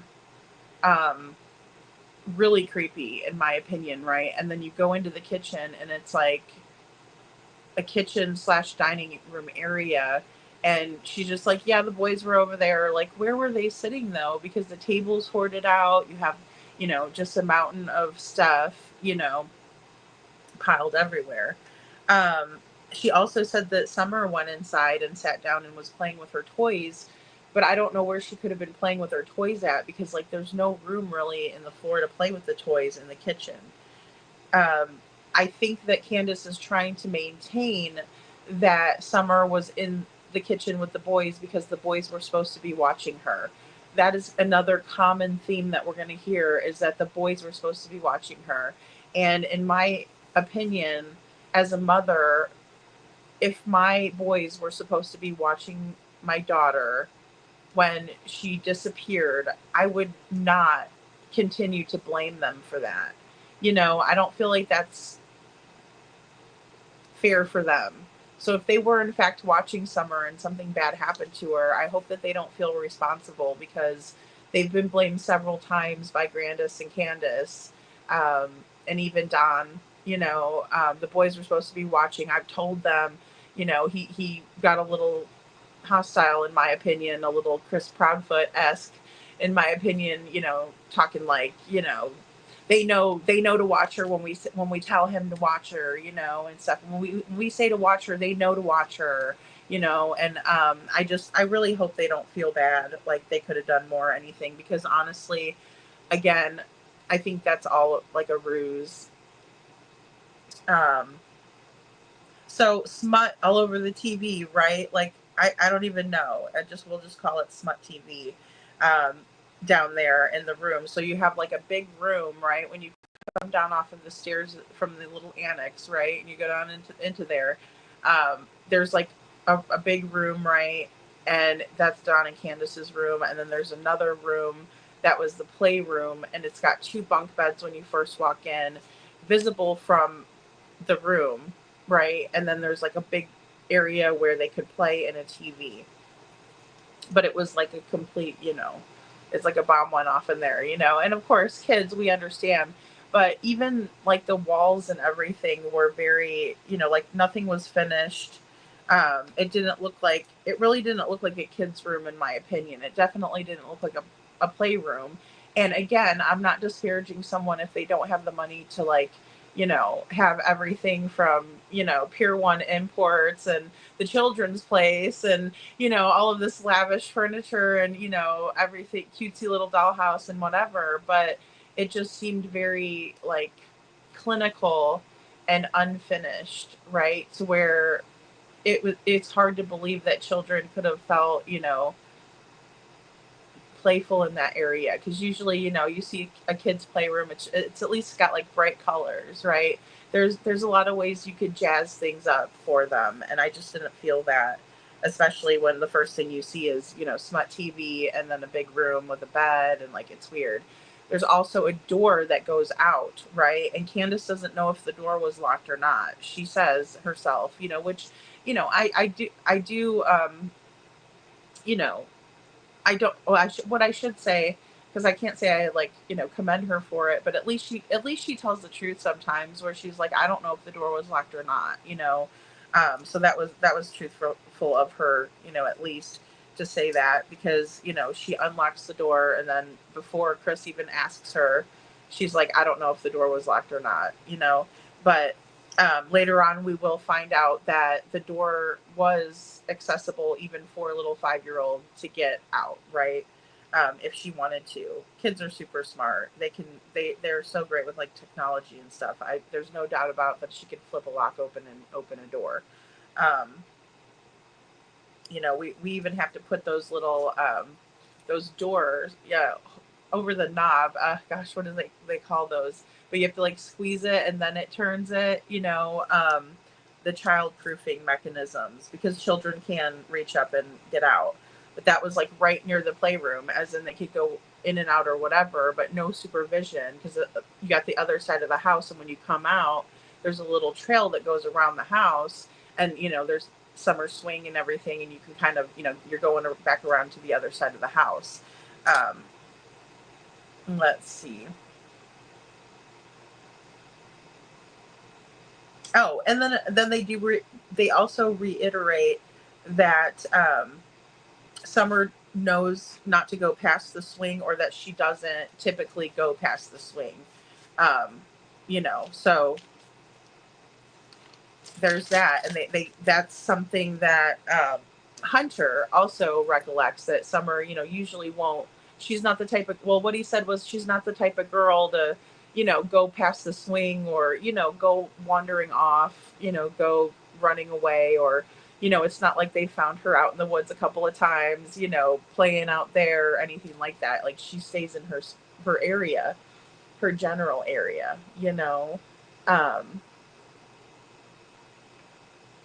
Hey, Redacted Static, good to see you. I wish we knew more about the actual land.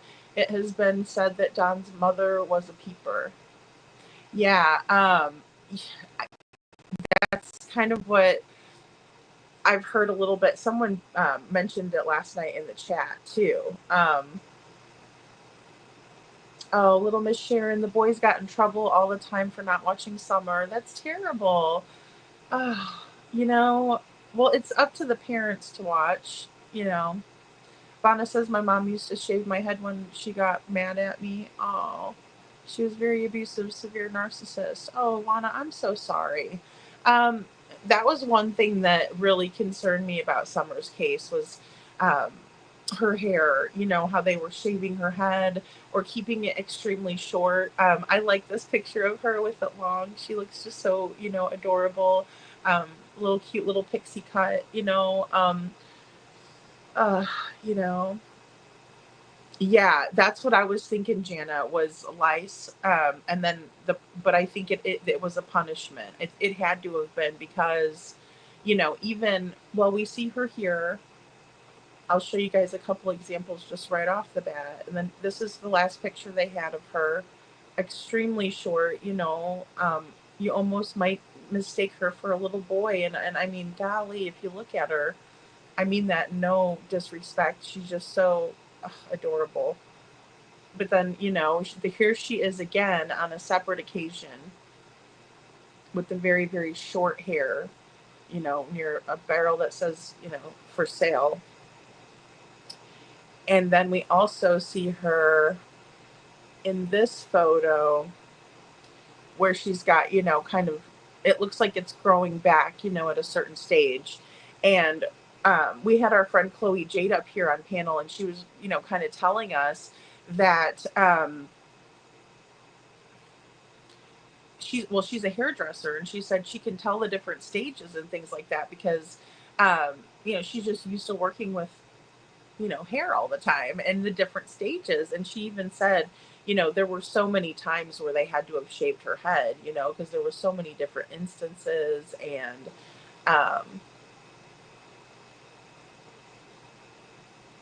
I like that rule in Texas. Betty. I found that to be another very odd thing, that Summer was sharing a room with a 9-year-old, and she's 5. I couldn't imagine that the 9-year-old would want to be sharing a room with his sister either. You know what I mean? Because he's a boy. Betty says in Texas you can't have a boy and a girl in the same room anytime girls have to be separated.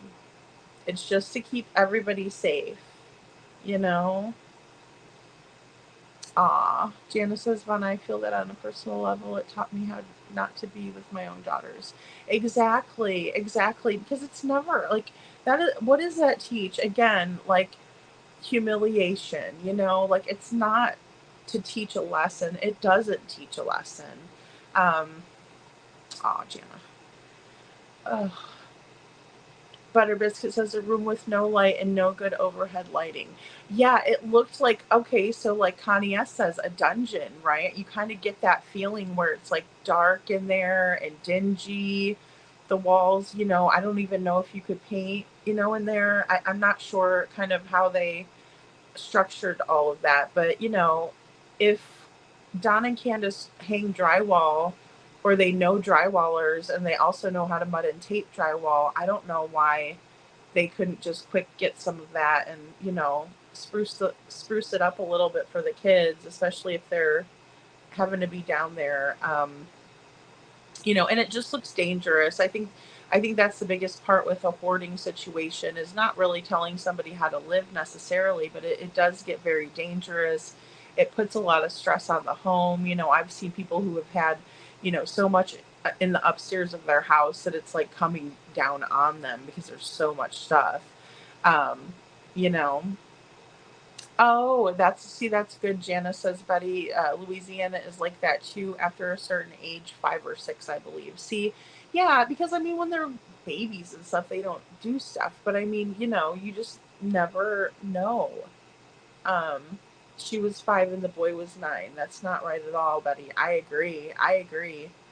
That I mean, that caused me to pause too. I'm thinking, you know, what's going on, and they had that whole other area too, so I don't know. And they said they built the house as a family, but they didn't really think about building it for the kids, it doesn't seem like, right? Because you would think if they were going to have a room like that, that's dangerous. It's just kind of dangerous going down those stairs and stuff, and then otherwise you'd have to go outside. And somebody might argue, well, the fire people could, you know, and first responders could get in through that door downstairs. They wouldn't have to go down the annex. But still, you know, if one of them fell down the stairs and nobody knew about it, they're at the bottom of the stairs with broken bones or something. You know, Butter Biscuit says a bedroom with cold concrete walls and cold hard floors. I know, and no like play mats out or anything. You can get those super cheap. Um, it was very bizarre. And Vanna says, I've been watching Ladies' Lives for 2 days and seeing her shaved head reminded me of being a kid. I didn't feel like I could comment till now, and it still makes me feel sick. Oh, Vanna. You know, I don't blame you. I don't blame you. And you know, I honestly, I was thinking about the life situation, you know, because you don't even have to really like sit next to somebody. It could be on the backpacks, you know. I mean, it happens in school. But gosh, I'm so sorry. And you know, the, these are the reasons why I suspect that something more sinister could have happened here, because I do think it was a punishment. There's not many other reasons why you would do that. And now, in the first live that we covered, there was an interview, the news interview, um, where Candace says, you know, she wanted to be like her brothers. We all shaved our heads. I don't know. I don't know if that was like because they were getting flack for it. Because, like you said, people recognize it through experience, right? When you've had that traumatic event happen to you, when you've had somebody be that horrible to you, um, you recognize it right away. You know, it's like, oh, yeah. See, Jana says it's like a trigger. Yeah, it is triggering. Absolutely, it's triggering. Yeah, that's right. Jana, that's why we love you. She says, I can say I'm proud of you for surviving it. And that's it too. You know, that's what it's all about, is making it through, you know, because a lot of people don't. And poor little Summer here, I don't know, you know, I'm still weighing out the facts, you know, and kind of digging in and seeing what we can find, and, you know, wanting to see what you all think, because you all have so much knowledge. Like, I'm learning so much here too. And so, but a lot of it just points to, like, she didn't get to survive it, you know? She just didn't get to survive it. And, you know, it's undeniable, some of these very, like, in your face things that we notice about little Summer and her living situation. Um, you know, her parents' demeanor. Butter Biscuit says, well, couldn't have went behind the camper that way, or Candace and Grandis would have seen her if they were at the trailer steps. Right. Yeah, because the way the trailer, exactly, Butter Biscuit, thank you, because the way the trailer is situated right here, and then you have, you know, kind of a view of a better view of kind of the other side of the house, even though there's still like a little porch area that you can see through. But yeah, she would have had a better vantage point being where she was, in my opinion, as well. If she was on the trailer steps, like they were saying, and they were like replanting the, you know, flowers, and it sounds like she was kind of sitting outside. I mean, I know they went in for the peppermint. Grandma gave her a peppermint. Yeah. And I don't know, and that's weird too to me, because not a lot of kids like peppermint, but some of them do. Don's mom had a trailer there and left it in the land to Don. Okay. Oh, thanks, Butter Biscuit. Redacted Static says, I always thought those bunk beds may have been shelving that they repurposed as beds. They look really uncomfortable. I'm glad you said that, because, like, even the mattresses were super thin. They looked like camping mattresses that you've ever seen at, like, you know, like camp, you know, sleepaway camp or something. But, you know, not for, like, to sleep on long term, you know. I noticed that too. It was like really thin mattresses. They didn't really look like bunk beds, or maybe they were homemade, you know. Oh.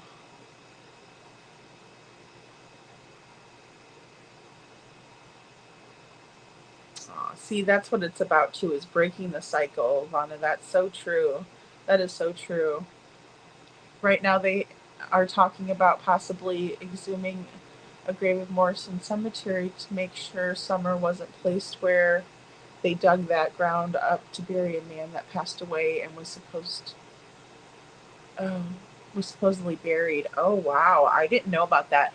I know there's been some more, you know, traction in her case. Well, of course, you know, with Dog the Bounty Hunter, but even before that, um, I heard that the TBI was making strides, and people involved were, you know, because I mean, FBI was involved here.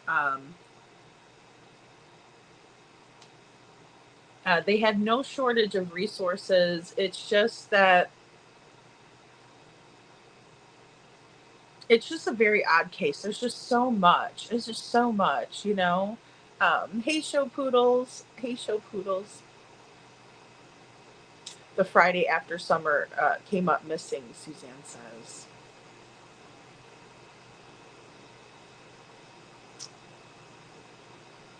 Oh, Jana.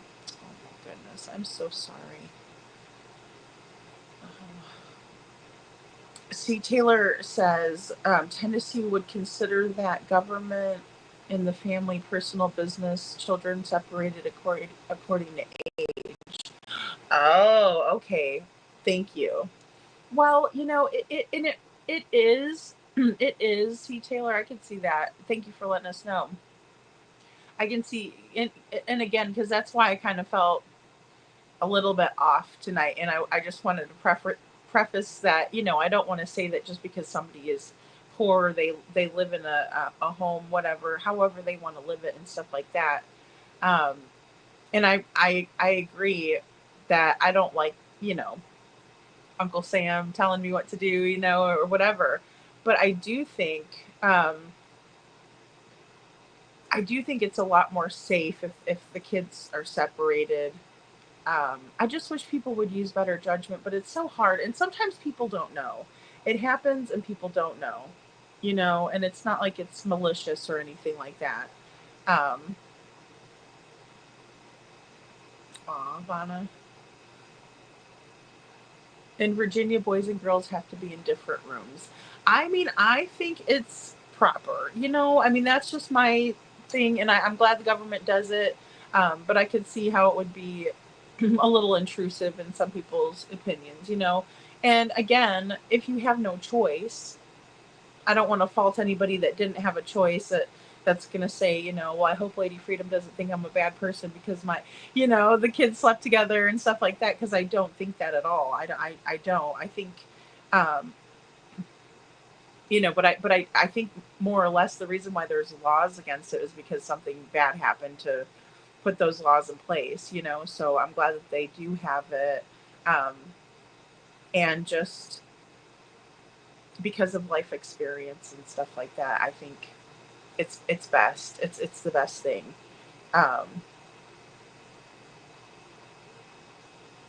Oh, Little Miss Sharon says, okay, yeah, it's a graveyard where Candace took the photo of her smoking. Okay, I think I have that photo. I have a bunch that I haven't used yet. Uh-oh,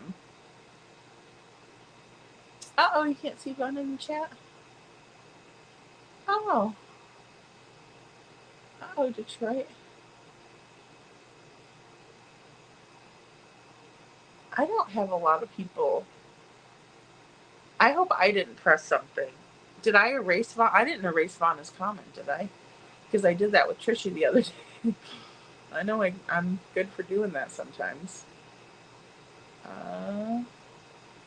No, I still see.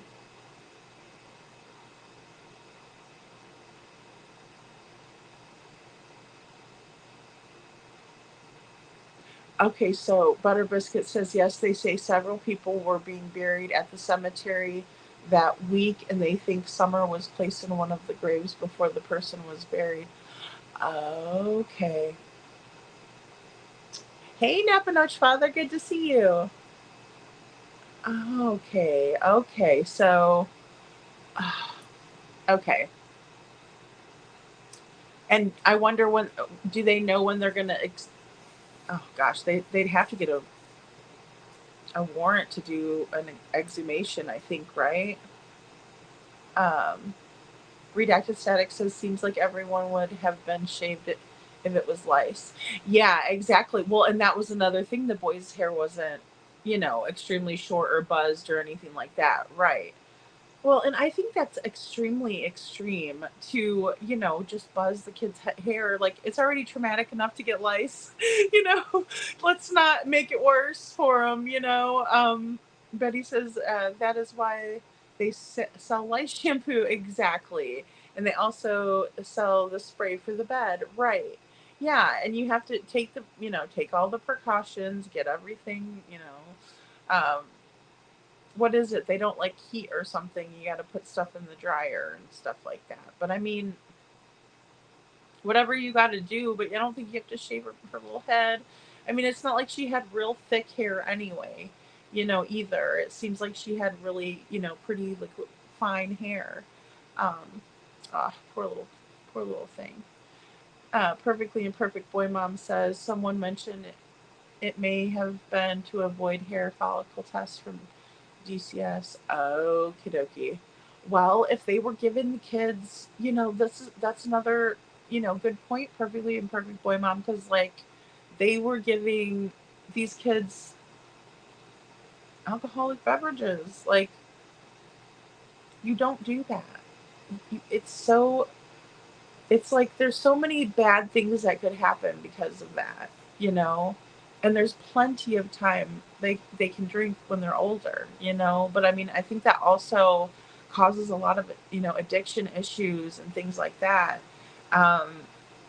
It's just it's not good, and you're not the cool person to do it, I mean, and I think sometimes that if it's not grooming, I think sometimes parents think like, I want them to do it. I've heard parents say, if they're going to do it, I'd rather them do it, under my roof than, you know, whatever. But there's holes in that logic because, say you have kids at your house and somebody gets alcohol poisoning, um, you could lose your house for that and stuff. There's a lot of rules against it. Just let them be kids as long as you can. As long as, gosh, they need to just be kids.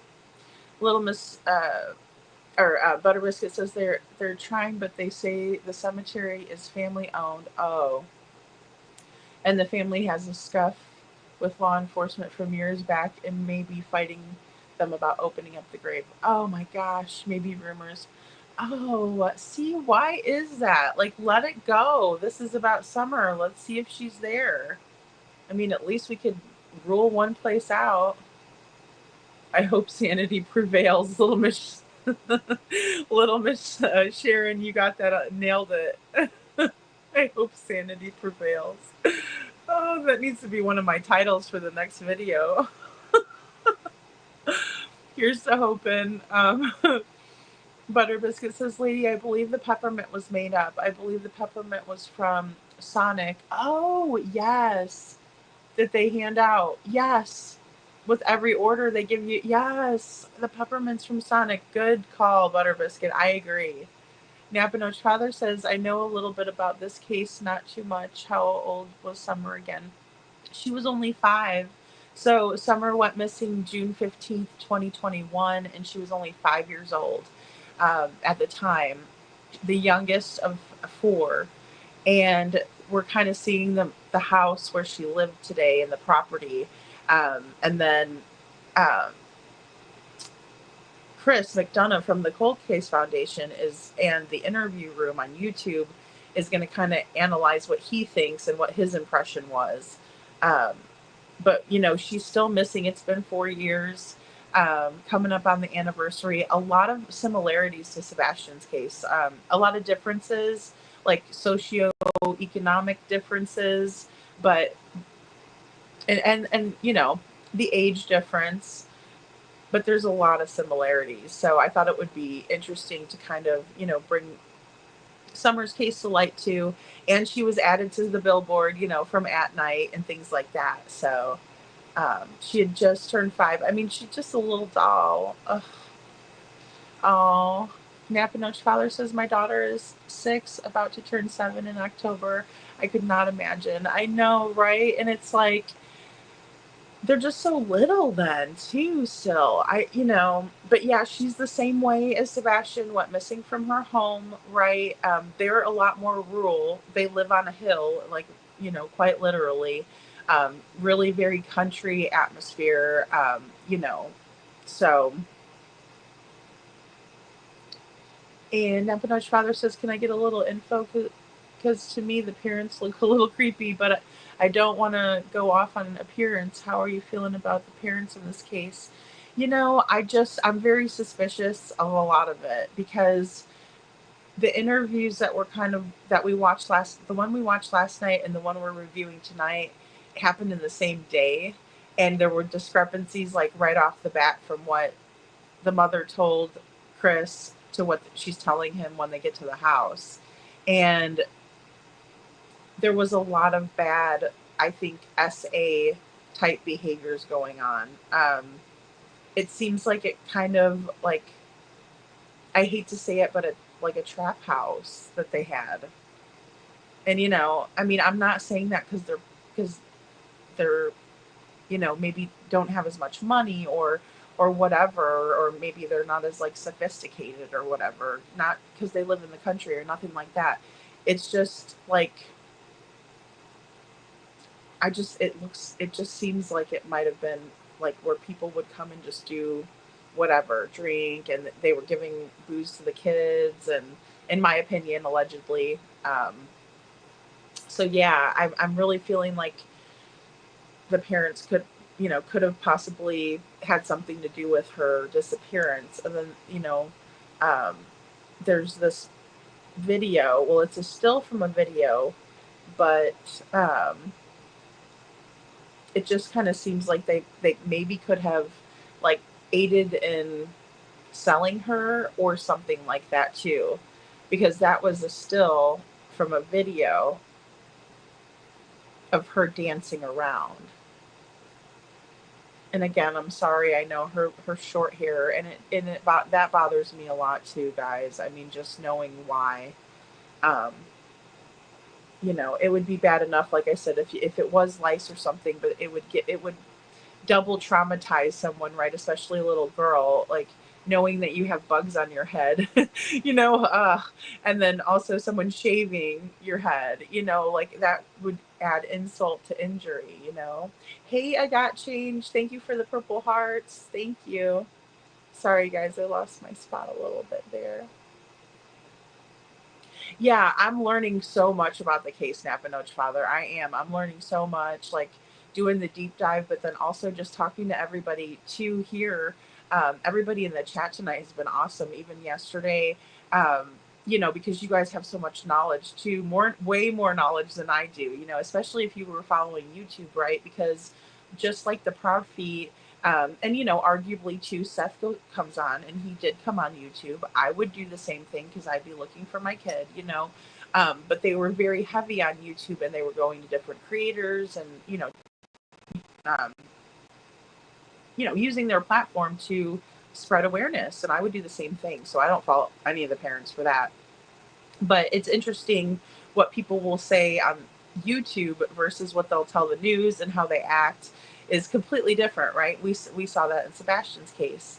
I think that boys should be separated from boys just in case boys and girls get curious. It would save children from being touched. Oh, I agree, Butter Biscuit. I do too. It's just a cautionary precaution type of a thing, Sometimes, little kids will act out things that, if somebody did that to them, they'll act it out, I mean, it's just part of the trauma. And then that causes another little kid to be, victimized and things like that. So, C. Taylor says, I agree, it's safer and would be my decision, but just stating how in Tennessee typically, sees government involvement, and that would likely be considered invasive. Yeah, I mean, I think it is too, to tell you like kind of how to parent.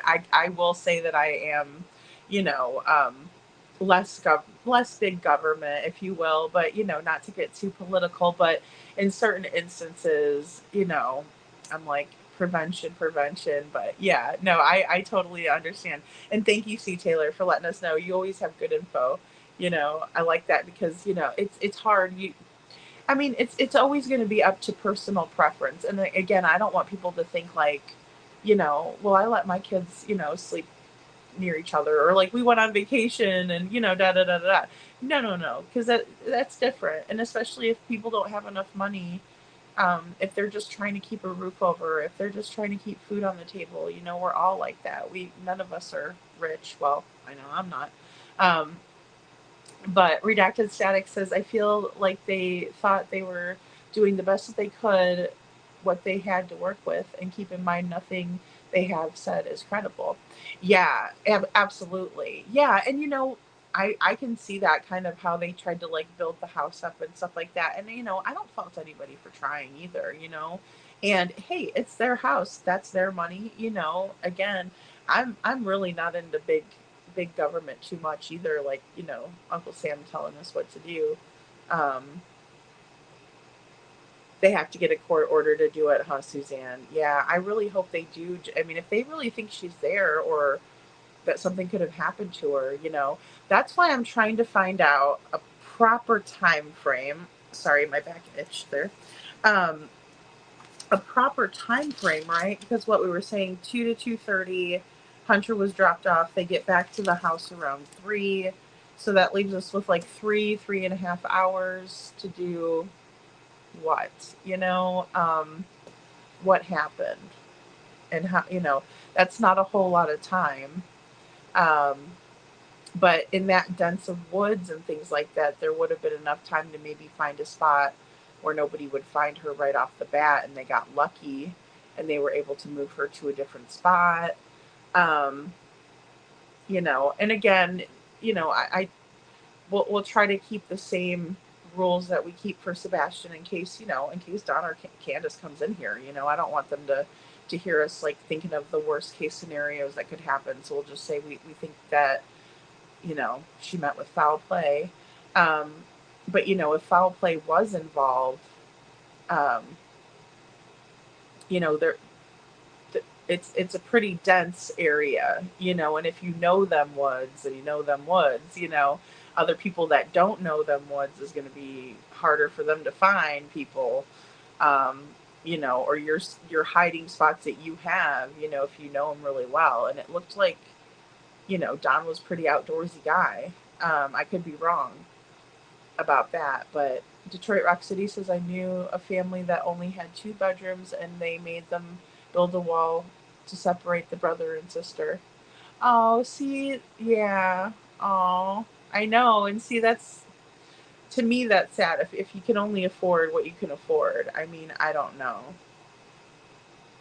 Then you have people like Josh Duggar, and like the parents almost like blame the girls for it.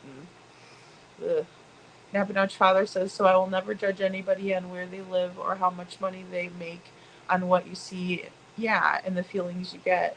Exactly. Yeah, and I mean, that's kind of where I'm at too. And, Chris McDonough will say the same thing too, because, it's like sometimes you can't help it and you're just doing the best you can. I agree.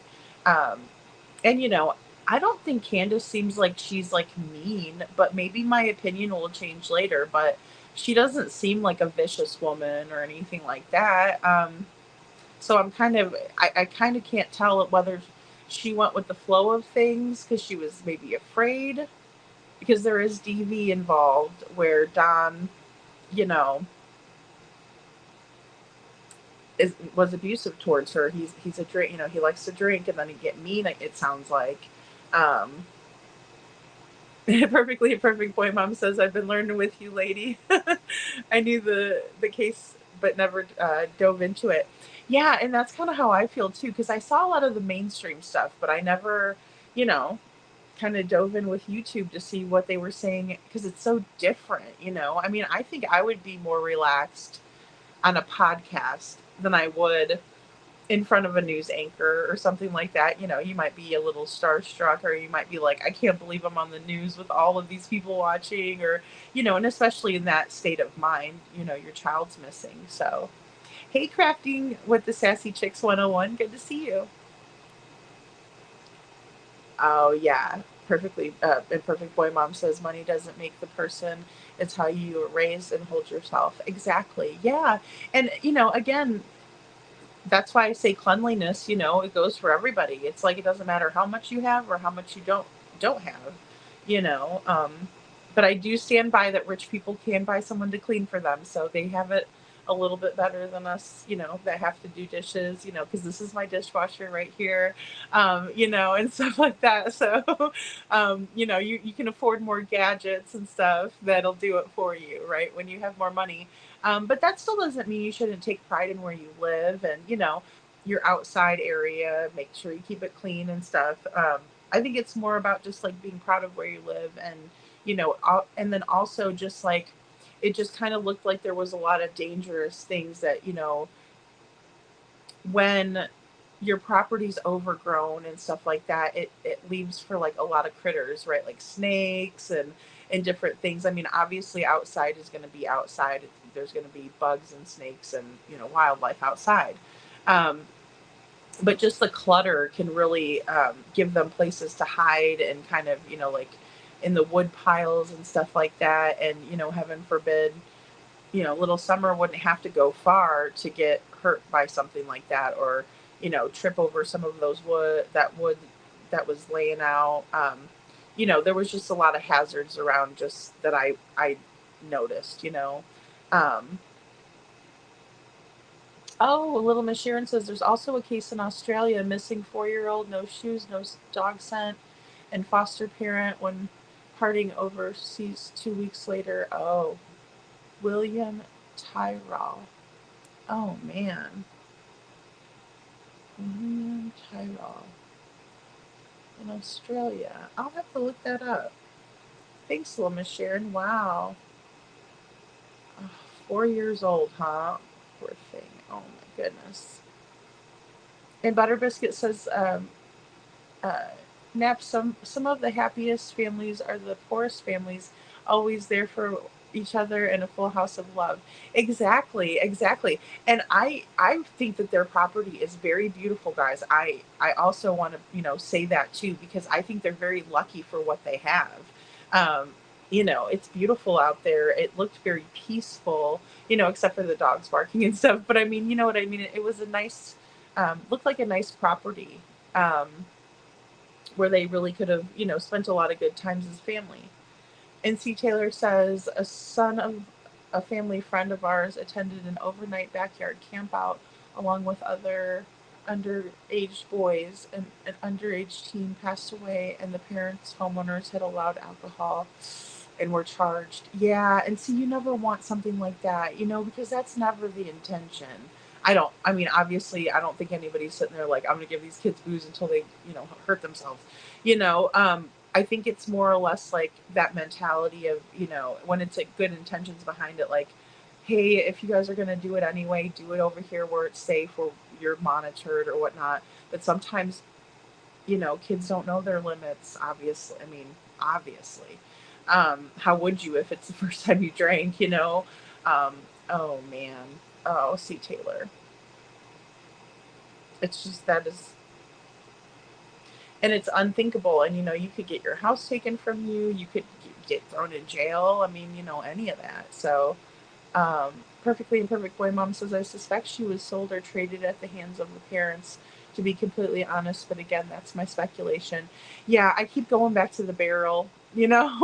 That's my thing. I keep going to it and thinking, okay, were they, because they aren't very good characters. We'll just put it that way. Um, from what I've kind of dug up and seen, but we'll get into it. They called 911 about Summer about 6 or 6:30. If it was pre-planned, the spot to put her would have been fixed before that day. Okay, thanks, Butter Biscuit. Yeah, see, I mean, and that only gives us, if they came back at 3, 6, 6:30, 3.5 hours, not a whole lot of time, right? Um, I mean, it would have been plenty of time if they discovered Summer was not with them anymore. I mean, it would have been plenty of time if an accident occurred and then they had to figure out something to do, right? Um,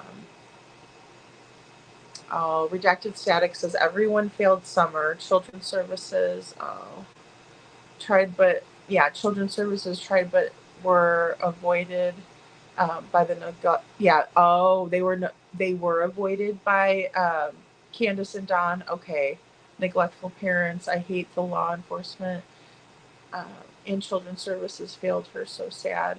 It is so sad. Yeah, it is. I did not know that they were hiding out from CPS. That's interesting.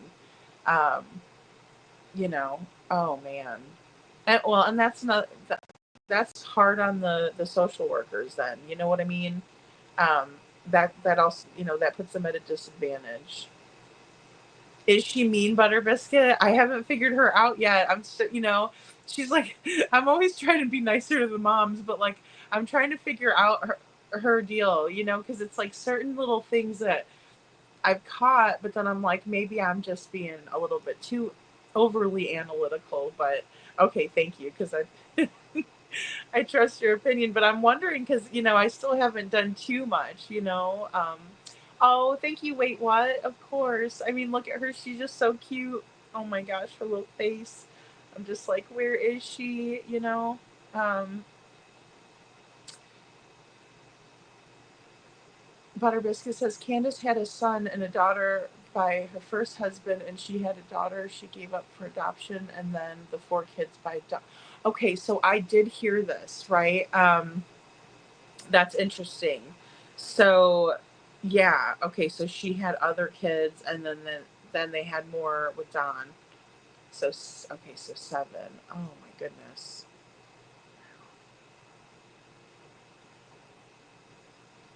Vonna says, I was watching Candace for signs of a violent temper, and she did a great job of seeming mellow, but it looked like she was getting emotionally tired and started showing flashes of anger.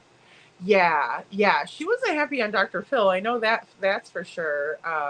You know, yeah, she's mean, huh? I don't believe that it was accidental. I believe it was planned and carried out on that day because of CPS investigation. Oh, wow, butter biscuit. And see, that would be another, like, similar theories, right? Because that's kind of, I'm thinking what happened with Sebastian is premeditated. And I also think that it could have had something to do with, like, a domino effect of events that happened. Thank you. Yeah, because I'm really, right now, just kind of, I'm trying to keep a very open perspective on things, and just kind of pull everything in and absorb it all. But it's difficult, it really is, because there's so much weird, odd stuff, and again, it pulls you in a different direction. It's a distraction, but it still does, just that, is pull you in a different direction. Wait, what? Says, I truly believe something occurred on the 14th. DW drove the Subaru the 14th and or the 15th. Oh, okay. All right, thank you. Wait, what? Drove the Subaru 14th and the 15th. Okay. DW did, okay. Yes, Little Miss Sharon, I did know about the missing sister, Rosie, right? There was a picture of Rosie right up there. Well, they mentioned it in the first interview, and then when we go to the house, there's a picture, and I'm like, oh, okay, so that's Rosie. When Chris asks Candace about Rosie, he's like, who's that in the picture with Rosie? And she's like, oh, that's her ex-husband. And she's like, and he goes, well, did he have anything to do with it, you think? And she's like, I don't know. Like, very nonchalant. Like, it's really, really strange. I don't know. But she just got through telling Chris that was another, like, major tragedy in her life, right? Would be her sister being missing. And again, we all deal differently with trauma and grief, but oh boy. Butterbiscuit says, she's as mean as the snake. I wouldn't lie to you, lady. Don't let her sweet side fool you. I know, and see, we saw that with Katie in the beginning too. Like, I thought she was like sweet, kind of southern a little bit. Like, I was worried about her. I was like, what's going on? Is he being mean to her? He seems kind of mean. And oh boy, so we better buckle up. Okay, guys, let's watch this next clip. I want to make sure, because I know I had 3 let's see. Okay, yeah, so we are on. That's what I thought.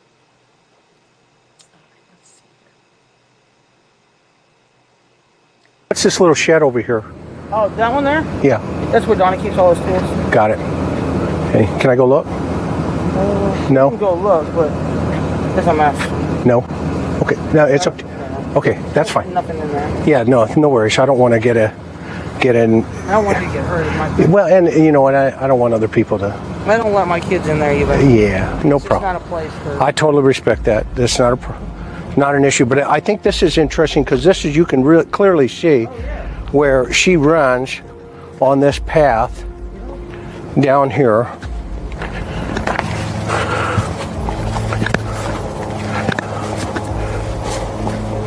It's not the prettiest house in the world, but. Huh? I said it's not the most beautiful house in the world. You know what? It's a house. It's a home. You know what? You know, God forbid, anybody judge you for having a bad house. I mean, it is what it is. At least you're putting food on the table. Oh, have you seen the food? Trying to do your best. I saw. And then Allie says that she bought the food. And then this is over here. This is where you do your fire for the kids. Fire that heats the. Is that an old generator? Yeah. Does it work? No, did it at some point? It worked like over 14, 15 years ago, way before I was here. Old school bus, you can turn that into a camper? That was my mom's plan. I literally actually rode in that bus when I was a little kid. Whenever I see a school bus, I always ask that question. I did. Okay, tell me about it. Me and my mom and Summer and the two boys, not Josie, he went north, but Wyatt and Waylon rode up to north to get that from my mom's friend's house. And I drove her truck and she drove the school bus back. That's awesome. This is rough terrain. Let's go look at the. Tell me about this area over here. This is just pretty much scrap metal, really. And do you trade the scrap metal in for cash? No. Sometimes, no. No, it just sits there. And this is Mom's trailer right here. This is my mom's camper. Okay. Okay. And these are the flowers. Yeah. With her little buddies. Yeah. I'm gonna get a good picture of that. Her Paw Patrol. This is so sweet. These are Summer's little toys there. There's one there. Then there's this guy right here. Then this is Casey on the case. It's Chase. Okay. I love it. Got Chase on the case and you got Rebel on the double. And you have, obviously, somebody made you a cool shirt. I want to show everybody that shirt again. That Mom on Patrol for Summer. Wow. And this is that road down behind the property.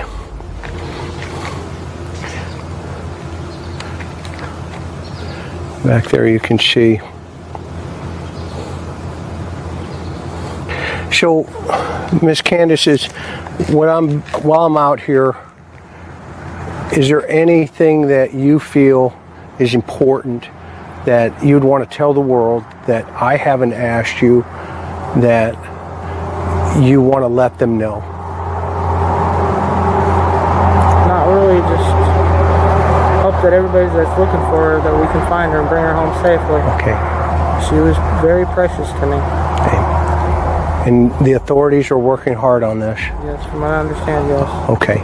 And, you know, we're going to let them do their job. Yes, sir. Right? That's right. And you're cooperating, obviously. Yep, okay. 100%. Okay. And now there is a rumor about these polygraph tests. Clear that up. All right, the first one that I took, and I didn't really take it because they kind of threw me in the back of the squad car, so I was really upset and, you know, just I was crying my eyes out. Okay. And so when I got up there to the courthouse, we tried to do it, but I couldn't do it. Okay. So we waited a few days, and then I went back and I did it, and I passed it. Okay. So that was that. Okay. And then what about the rumors of this relationship situation with Hunter? Are you crazy? I got a husband and 4 kids Okay. that I love to death. Okay. Okay. To me, Hunter was another one of my kids. Okay. That's how I felt about any kid. Okay. Now, when I was on the phone with you yesterday briefly, you said he got the story out of order. Yeah. Okay. But it sounded like he was kind of telling the truth there. He was kind of telling the truth, but the way he was telling where we went and how we did it was all twisted up now. What's different that you want to clear up? Well, because when we left from the emergency room, we went straight to the smoke shop, and that's when I got the cigarettes and stuff like that there. And then we stopped at the hippie house, and I got those cheap vapes because they're cheap there. And then we went and put my mom's prescription in, and then we went to Warriors, and then we come back to Walgreens, got mom's prescription, went to Sonic, then to Priceless, then to his house. Okay. And that's exactly the order. Okay. So he had it different from what you remember. Right. Okay. So It's not what I remember, it's how it was. Okay, because you're driving. It's the truth. Yeah, you're driving. I was driving. I knew where I was going. Okay. And Okay, guys. So, you know, Candace is very adamant about the fact that at around 8 or 8:30, she went to the ER, you know, brought her mom to the ER. They went to the smoke shop after they picked up Hunter, right? And then they went to the hippie house, and then they went to Walgreens, dropped off the prescription for her mother, And then they went over to Warriors, which is that state park that, you know, where the watering hole is. Then after that, they went to Walgreens, picked up the prescription, went to Sonic, and then dropped Hunter off. So that was her take on things. Now, we will see that Hunter's take on things is a little bit different than what Candace is saying now. There was a mystery shed that Chris asks about, and he must have had a feeling or something, but he wanted to see inside, and Candace didn't want him to see anything in there. She said it's messy, there's nothing in there. And so, you know, Chris was like, okay, I respect that, no problem. Chris is really kind, you know, he talks about the tough terrain around the home. He also shows, you know, a hoarded out area of the property where there is scrap metal. And he says, you know, do you guys turn the scrap metal in? And she said, no, it just sits there. And she kind of seemed offensive in a way. And again, maybe she found that question to be intrusive, but nevertheless, you know, it's just a whole bunch of scrap metal, you know, for no reason, just right there. Not very safe, in my opinion. Outside of Grandis's camper was heavily hoarded out, you know. And then she also kind of shows us the Paw Patrol or the Mom Patrol t-shirt that someone made her. Chris asks Candace, are the authorities working on it? He said, you know, she said, yes, they are. He talks about the polygraph, and Candace very candidly states that they threw her in the back of the squad car. Now, again, when we look at a contrast between how Chris and Katie were treated and how Don and Candace are treated, that's a big difference, because I would think that they would have put Katie in a squad car right away and taken her to the station without Chris, because Chris was supposedly not in town. Whether he was or he wasn't, we're not going to debate that right now. But what I'm getting at is that they quick threw Candace, crying, you know, hysterically, probably so upset that she recalls not being able to take the polygraph once they got down to the courthouse, and that they allowed her to come back in a few days, and that's when she allegedly passed her polygraph. She also goes into something odd here and says that, you know, Hunter was like her kid, but she was giving him alcohol and vapes, according to Hunter. So again, I just have to wonder, you know, was she the parent that would give alcohol to the kids or allow them to you know, use nicotine products, that sort of thing. Hey, Annette. Hey, girl. I hope you're doing well today. Butter Biscuit says I have 45 minutes, or I live 45 minutes from Summer's house. Wow, that's really close, Butter Biscuit. She cried her eyes out but never shed a tear during this interview. Exactly. Well, and you know, she thought she was in trouble. It's funny how people don't shed a tear until they're in trouble, you know?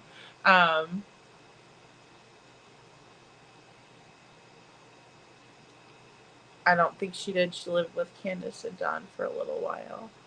Oh, hey, Adam Forever 21. Good to see you. Thank you for being here. I wonder what they did with those Paw Patrols when Grandis pulled the camper off the hill. I wonder too, because she was picking them up and showing them off and everything, and I was so surprised because, you know, earlier I said, you know, if Summer had placed those in the pots where she wanted them, and then that's, you know, a little while later she's poof vanished into thin air, I would think they would want to keep those exactly how she put them, right? Like time capsule style, you know. That was believable. Candace not. Well, Miss Sharon, didn't Grandis already have a other home beside their house? Yeah, well, see, and then there was another camper, right, too. And then they were going to turn that bus into a camper. Butter Biscuit says she lived in the camper, but when she first came down from Wisconsin to live with Don and Candace, she lived with Don and Candace for a little while. Oh, gotcha. Thank you. I saw it on the news the morning and have been following it ever since. Oh my goodness. I also worked in the area and know friends of friends of theirs. Oh my gosh. I can't imagine, like, you know, being that close and being like, where is this little girl, you know? Oh my gosh, Butter Biscuit. Hey, Ann Reynolds, good to see you. Oh, don't be sorry. We're just talking. Yeah, exactly. C. Taylor. Thank you, Butter Biscuit, for following for so long. I mean, gosh, 4 years. It's just so crazy. I can't believe it's been 4 years, you know? Um, 2 more sleeps until surgery, Annette. Oh my goodness. Well, we're praying for you. We're praying for you. All right, guys, let's watch this next clip. I got number 5 here. Okay. And what about, he said that he asked you for the tea and that you gave him a tea. He didn't ask me for nothing. Okay, I'm just... He asked me for a Mountain Dew. Okay. I got him a Mountain Dew. Okay, where did the Orange Crush come from on the seat with Summer? That was my mom's. She was drinking that and then didn't want no more of it. And what about the candy on the seat? Oh, that candy's been in there. Okay, okay. And what about the pillow? The pillow? What pillow? Oh, she's sitting on a pillow. She's sitting... Oh, Mom gets mad because if the kids get in their wet bathing suit and stuff, so I just put pillow underneath her so Mom wasn't complaining. Got it. Okay, okay. Good. So there is a time frame here between this trailer and that house within, you said 2 to 10 minutes maybe? No, 2 to 5. 2 to 5. And then she goes in and now she's gone. Oh. What do you think happened? I don't know. Where would a suspect have been, in your opinion, in this? My opinion? Yeah, in this area. They could have been sitting anywhere. They could have been sitting over here, just off the little edge right here. A suspect, in my opinion, is Candace having the barrel rolled over so that no one can see the for sale sign on it. Or where the bus is, that little bushy area right there, they could have been sitting Right out there. here? Yeah. And Okay, come show me. What's up? That's all right. And I just recently found out that there was like, I guess he's a child molester. Okay. That lived like literally 8 minutes from my house. And he can literally walk from his house into my house within 8 minutes. Okay. And like that bushy area right there, you can't really tell if anybody's crouched down there or anything. What do the authorities think? I don't know what they think. I really don't. Okay. Yeah. I love this swing. This is Summer.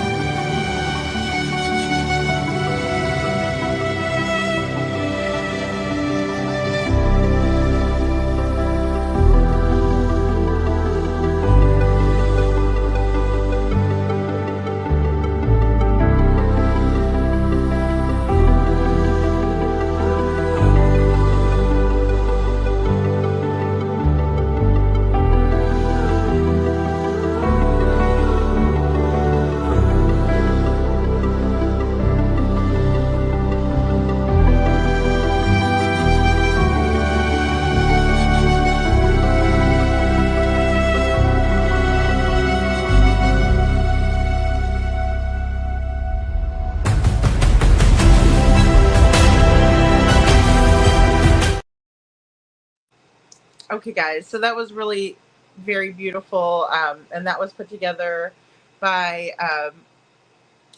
Chris McDonough. I imagine he got the pictures from Candace and just really did a nice job of putting like a little slideshow together to honor Summer. Just an adorable little girl, just adorable. Yeah, Chris from the interview room. Yes. Oh my gosh, I know. Her eyes speak volumes, Sue Taylor. They really do.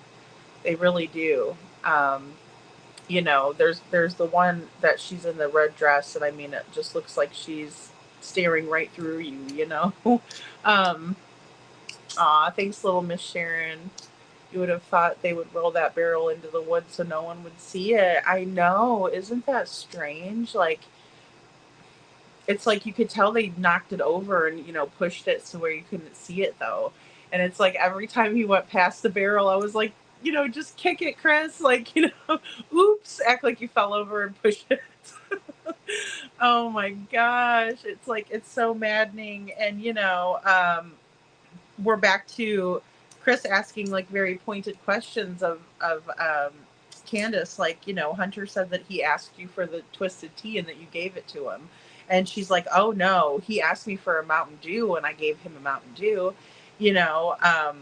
and then he was like, well, whose Orange Crush was that? And she's like, well, that was my mom's. And then he's like, well, what about the pillow?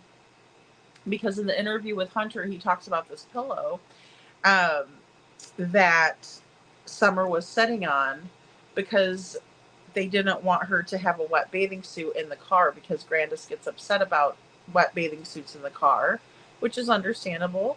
But Summer wasn't wearing a bathing suit in the car. She was wearing this. So why would she need a pillow under her if she was wearing that? Could there have been a pillow at the very beginning? Because, Hunter says that Summer was sitting on a pillow at one point. So it's just very odd, And then it's very strange because, like I said, Candace starts pointing out all of these different hiding places where people could potentially have been crouching down and things like that. And I get it. There are places people could hide. But again, it's broad daylight. You can see around, right? And it's very close knit where you have a lot of people around and dogs and things like that.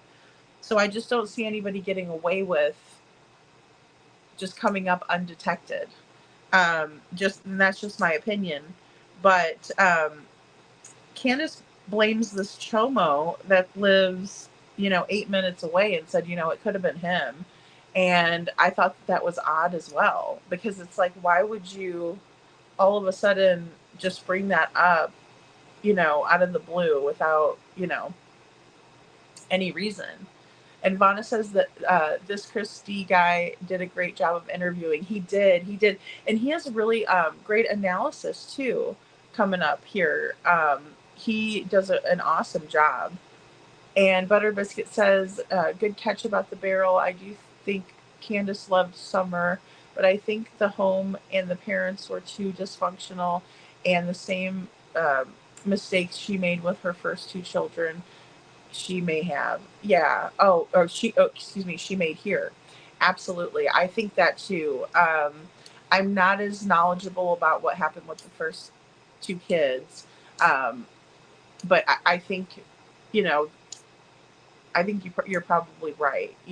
Definitely dysfunctional, definitely an over sexualized environment, if you will, like not something that you would think was appropriate for kids. And then, it's just kind of odd that, Candace kind of seeks out these younger kids to hang out with her. And I want, Detroit says, I wonder how they met if her mom lived in Wisconsin. I mean, that's a good question, Detroit. That is a really good question. Butter Biscuit says, with a mom and a dad and a grandma living on the same hill, these kids had no safe adult to turn to, and they all mistreated those children, in my opinion, even old Grandis.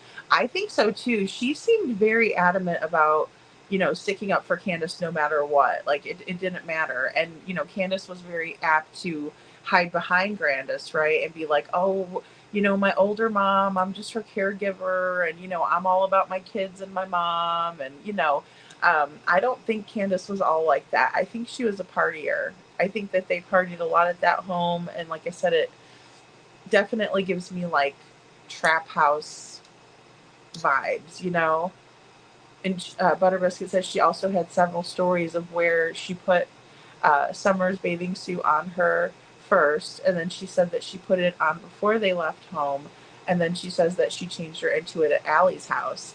Yes, and Allie said that they changed into the suit at Allie's house too.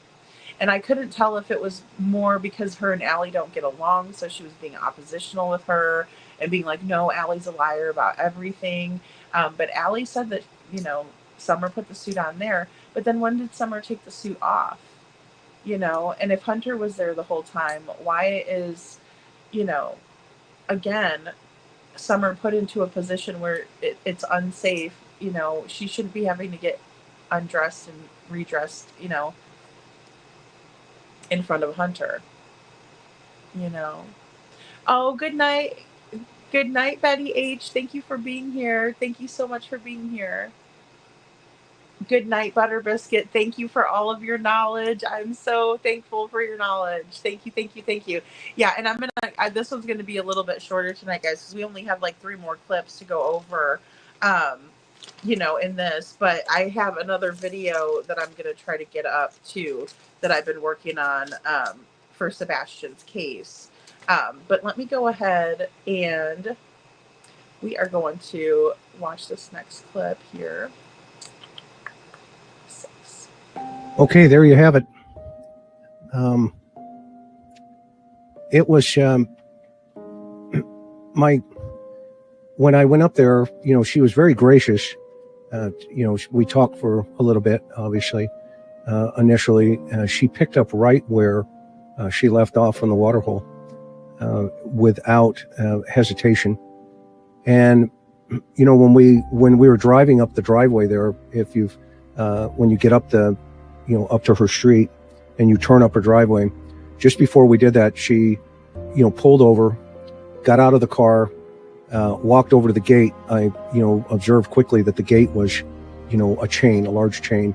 She unlocked the chain and then threw it into the woods, but almost immediately 5 or 6 dogs came out of the woods right at the truck that I was that I have. And as she took off up the hill, and when you get up to the top of or as you're going up that hill, there's just ruts and just tons of ruts. And what happens is when it rains, it washes all that gravel down, and so that road, quite frankly, is absolutely atrocious. So as you get up, you have to turn to the right, and then it takes you around by the side of the basement there that would be to your left. And as you come up, and when I got up to the top of the hill, there were a lot of other dogs up there. I think there was a total of about 13 dogs. And Candace shared with me that there are a lot of people that just let their dogs loose, and I think what's happening is they're starting to potentially congregate right there up on that hill. That said, so a couple of interesting observations, and again, it is not my responsibility, nor should it be, to interrogate Candace. This is a fluid law enforcement investigation. I wanted to give her a safe place to speak and to talk. And are there some discrepancies? Of course. I think some of those can be explained by the area that we're in, rural Tennessee. I think she corrects herself quickly. Some of that can be related to her street smarts and her background, etc. But simultaneously, some of the things she was saying gave me the impression that too there's definitely more to this story, so then I had to step back personally, being objective and not saying this or that, because I don't know. TBI knows, FBI may know, but I just don't fly off the handle and say stuff like that, right? We let the facts fall into place, and once they fall into place, then we'll all know. However, some observations, as we got around, and my aha moment for that situation was when I asked if I could, look into the shed. Now, Don was not home. He was supposed to be at work, but I just had a sinking feeling that he potentially could have been around the area. I don't know that for sure, but when I looked over at the shed and I saw that door open, one has to wonder, right? But hopefully I'll get an opportunity to talk to him and ask him, and then we'll know for sure. As you can tell, the house in of itself, is not unusual for, country folk in the middle of, quite frankly, nowhere. Okay. And in this case, obviously Middle Tennessee. And so I was not shocked by any of the stuff inside until I went into the basement. And then I saw, some of the way the kids were basically, sleeping, and the sleeping conditions and everything like that. But, when you don't have a lot of, things and stuff in the world, okay, then of course, it can be a living situation, right? I mean, coming from Southern California, there are, barrios and neighborhoods that, quite frankly, they have nothing. And when you walk into a home, there's, 15, people living in the same house, and they're atrocious, but they're still people. And, it doesn't mean they've done something or anything to that effect. In fact, it could be the quite opposite, because until you know for sure, then you have to follow not only what the evidence is telling you in front of you, but what your instincts are telling you through that experience. And I think this is one of these cases where, are there some, red flags? Absolutely. A lot of them. Okay? I'm not in a position right now on YouTube to throw out what those are. You'll hear as I was walking up the side of the house, I muted out a conversation. And so those are the kind of things that investigators who are fluid on this case, with the pure intent of finding Summer Wells. And that's what we're trying to do. Help Summer by helping her parents. Yeah, so he says help Summer by helping helping her parents. Sorry guys, it seems like that part got cut off.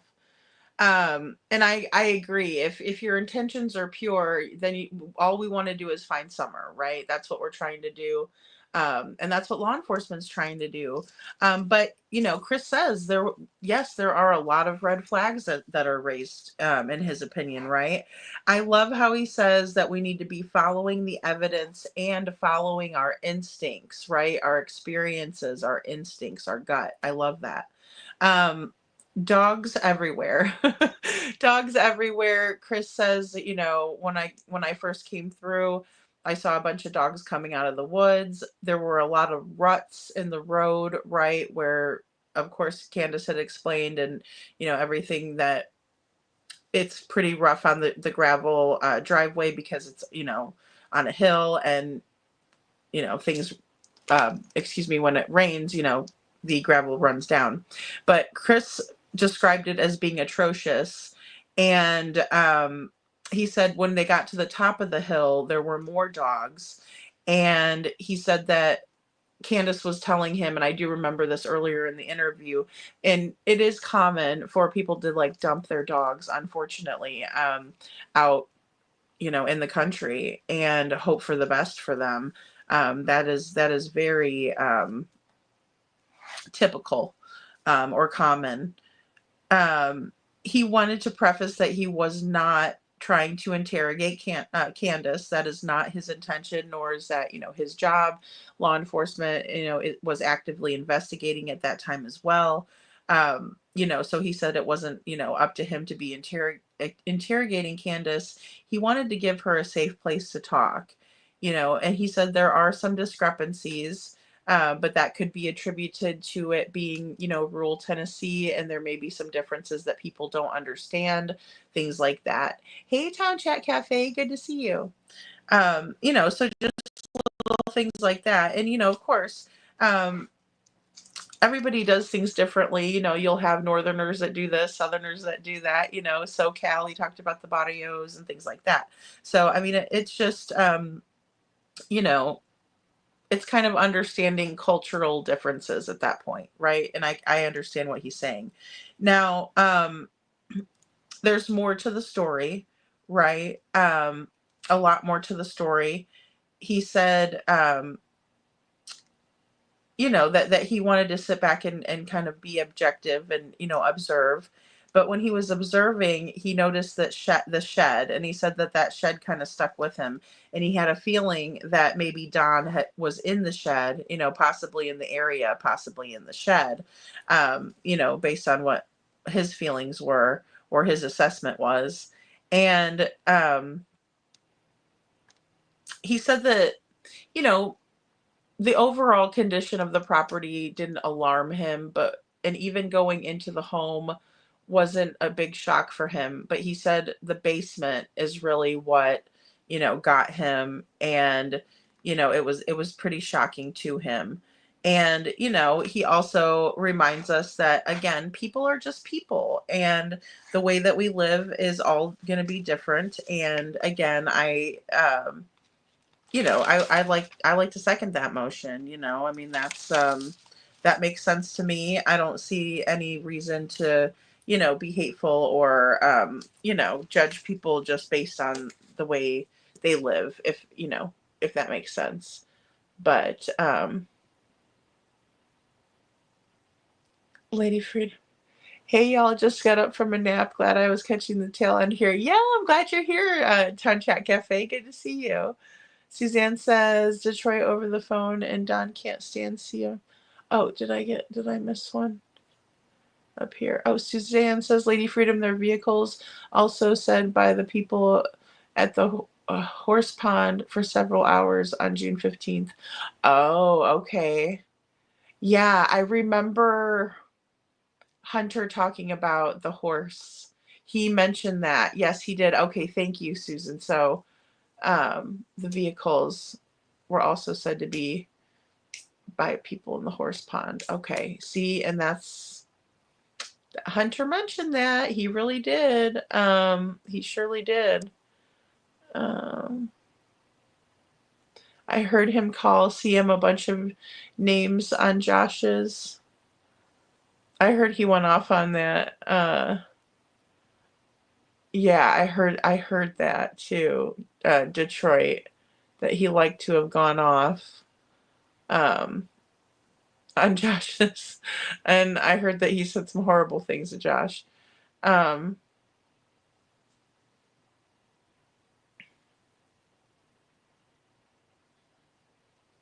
he didn't know if he met him personally. Wait, what says CM properly interviewed CW, but probably needed therapy for real. And DW was lurking, in my honest opinion. Yeah, I think so too. Definitely lurking. Wait, what? That's a good way to put it. Definitely lurking. And, you know, and I was wondering about the shed. I was like, does Chris think that there was like something in the shed? Like, I was wondering. And then I was glad when, you know, he started to analyze it. I'm like, oh, that makes sense. Okay. He thinks that Don was hiding in the shed, which, you know, makes sense to me too. He was probably trying to see what was going on, you know, without having to talk. Detroit says he's like CP, talks through or talks tough, but can't face a real man in person, in my opinion. I agree with that completely, Detroit. I agree. Okay, guys, let's watch this news clip really quick, because this is going to kind of put things into perspective from the neighbor. This neighbor, in my opinion, seems pretty believable. She definitely believes what she's saying, just based on how emotional she gets, in my opinion. But I'll let you guys be the judge too.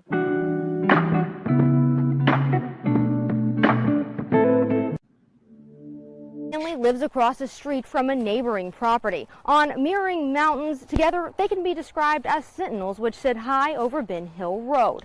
The night Summer went missing, the neighbor swears that she and her 2 children heard a scream shortly before they joined the search for a now missing Summer Wells.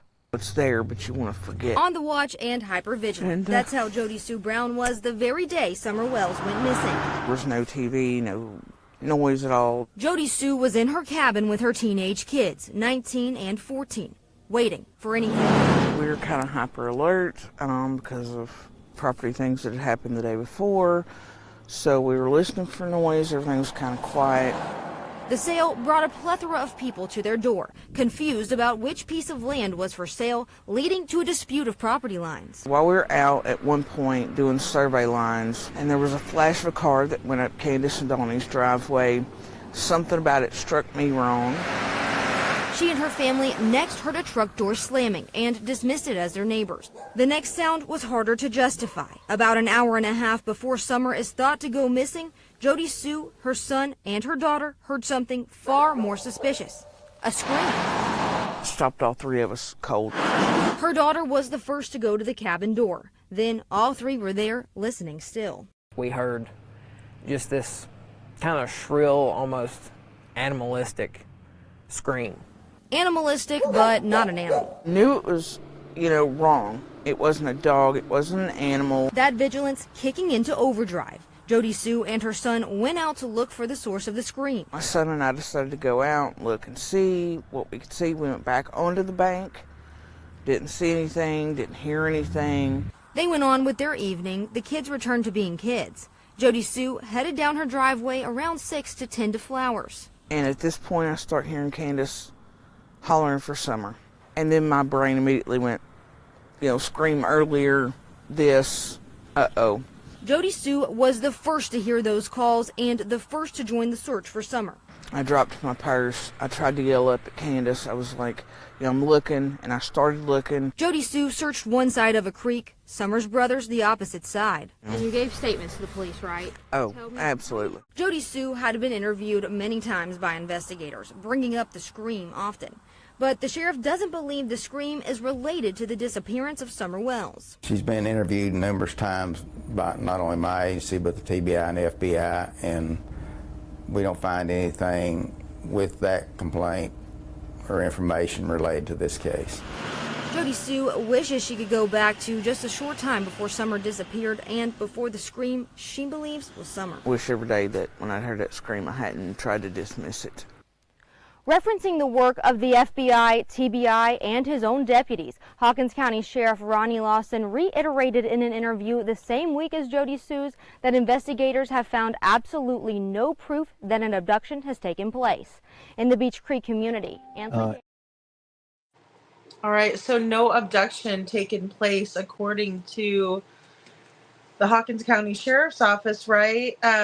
They interviewed Jody Sue. TBI interviewed her, FBI interviewed her, so sounds like several times. But the regret, right, in Jody Sue, the way that she, you can tell she just wishes that she would have done more, right? And I just feel for her. I can't imagine how she's feeling. But this news clip was from November 11th, 2021. The neighbors recall hearing a scream before joining the search. So it was heard by a 19-year-old and a 14-year-old along with their mother, Jody Sue. They were hyper alert because there was a lot of activity near their home the day before. There was a listing, and I guess there was a dispute on property lines and somebody trying to sell, and so they were surveying the property and things like that. Now, according to the neighbors, there was a truck or a vehicle that pulled up Candace and Don's driveway. There was a shrill scream that was not a dog or an animal. And, Jody Sue and her son go and investigate this scream, but they couldn't find anything, and they couldn't find the source, right? And so they just went on with their day until they heard Candace hollering for Summer. And I find Jody Sue to be believable in hearing the scream, and here's why. Because if she could hear Candace hollering for Summer, then I'm sure a scream, like a loud, animalistic, guttural, shrill, scream would be heard as well. So I do believe her. But again, the Hawkins County maintains that TBI, FBI, and their agency has really no, evidence that points to an abduction. In other words, they don't think that the person who was driving up the driveway and the scream or anything has to do with Summer's case, according to what they're saying. There's no evidence that she was taken, so I think that that's interesting, Vanna says someone had been downstairs watching the corn, and he probably got up and hid in the shed. Yeah, I mean, yeah, who was watching corn? Yeah, Don, what was that about? Yeah, good call, Vanna. Good call. I mean, little Miss Sharon says, oh, delightful JSB. Wait, what says there's nothing? JSB says that I believe nothing. She got her 5 minutes of fame on the news and then went to YouTube. Oh, Lord. Susan says, oh, no, Jody has a channel and she has lied about the scream. Really? So she's a liar? Oh my gosh, you guys. I'm so glad you're telling me. Okay, I don't know about her. Were they friends? Well, I mean, they lived on the same hill. Like, they lived in, like, both on a hill, but like across from each other. Well, from what I can gather. Wait, what says she was barely moving in that day, like her deathbed, but did all the things I can't with JSP. Wait, what? Oh my goodness. She did all the things. Oh no. Wait, what? She was on Facebook before YouTube. Oh Lord, Susan. Oh my gosh. Hey, YouTuber. Good to see you. Oh Lord, you guys. Sorry, Miss. Oh my Lord. Check out the timeline of the scream and the time Jody went down the road. Okay, I will. Okay, so Jody is not believable. Jody is a lie. Oh my gosh. Okay, so Jody is a liar. I will. I want to look more into what Jody has to say though, because I was like, well, if she heard the scream, then she heard the hollering for Summer, and she responded right away, then that means that she probably could hear the scream if it was a loud scream. I don't know how loud Candace can holler, but maybe she did. Maybe she did. Okay, so we got to look more into this character here, Jody. And so I wonder, so now that was November 11th. So that was going to be, July, August, September, October, November. Yeah. So 5 months, about 4.5, 4-ish months, 5 months. So yeah, okay, so she came out early on. I wonder what is some people, I don't, all right, well, that's another similarity in Sebastian's case. In Summer's case with Sebastian's, because we see a lot of this too, where people are like inserting themselves in and don't mind lying, don't mind saying certain things, really for selfish purposes, in my opinion. Very, very interesting. Okay, guys, let's watch this next clip. Here we go. And if that changes in relationship to what they may know, or somebody may have more information or done, grandma's not on the property. The trailer was locked after we talked, confirmed those types of things. That distance between the house and the trailer is no less than probably 50 feet. And then when you come in and you go into the house and you turn to the right, and then you go around that little bar area, and she called it a bar area because that's what Don calls it. There's a cutout there. And as you saw, it's a very narrow passageway. It's probably 2.5 feet wide, maybe a little bit wider. I mean, I'm not a small pumpkin by any stretch of the imagination, but I was able to get in there, and it was a set of staircase that went straight down. And as you come in to the left is that basement door. And I immediately observed whether or not a child could reach up. I didn't say anything. A child could reach up and flip that lock, and I watched her open that mechanism. And, I'm not convinced that a 5-year-old couldn't have done that, but I'm not convinced she did do it. So, we'll just kind of let that take its course. And then to the left there the parents had their bed out there, and of course, you could see that the TV was running. That to me told me had been somebody there at prior to our arrival. I don't know what that means because I know the children are out of the house because this is 2 days post that incident, and so as a result of that, maybe other people didn't want to communicate. So then, as you saw when you look to the right, that's where the boys stay. That's where Summer's room was, and all of her toys and everything is there. And she was. I got the sense, being across from her within a foot and a half, that she has just been reeling inside emotionally. And the other piece of me tells me she doesn't have the skill set or the coping mechanism to deal with the weight of all of this. Now, I think all of us can, guess, what that means in different ways. I have my own opinion of that. I'm not going to, lay that out here on YouTube in totality, but I think some of this could be, there's a guilt process going on here. Now, is it because she didn't watch her well enough and this is, a crazy situation? Is it an accident?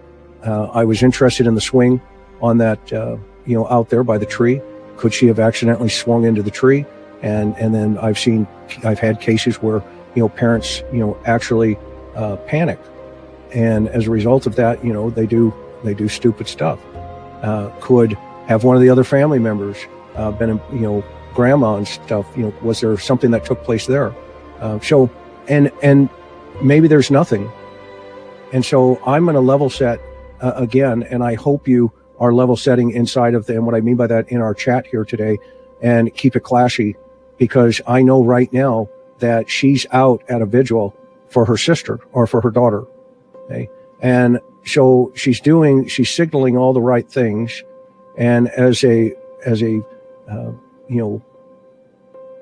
I don't think we know all the story yet. It's obvious. And I know we can analyze a lot of the information that's been provided. In fact, Coop and I and Dean had a great talk today. And if you don't know, this organization, the Cold Case Foundation, our executive director is Greg Cooper, and he ran the behavior science for the FBI for many quite a long time with John Douglas from Mindhunter. And John used to be our executive director, but he recently stepped down and he's doing a show on Fox. But Greg and I talked for quite some time today. We analyzed this video and we came up with some things that at some point we're going to weigh in on. But right now is not the time to do that. So with that, I see somebody's putting in here in Tennessee. We leave the TV on all the time. So there you go. That's a possibility right there, right up front. So this is when you get an opportunity. I know you're going to go back and you're going to watch this, and you guys are going to see things, that we're not, aren't obvious right up front. I thought was very interesting is Candace has a picture of her sister right there in the kitchen. Now, I don't know if she's living that, but correlate that to the statement she made down at the water's edge.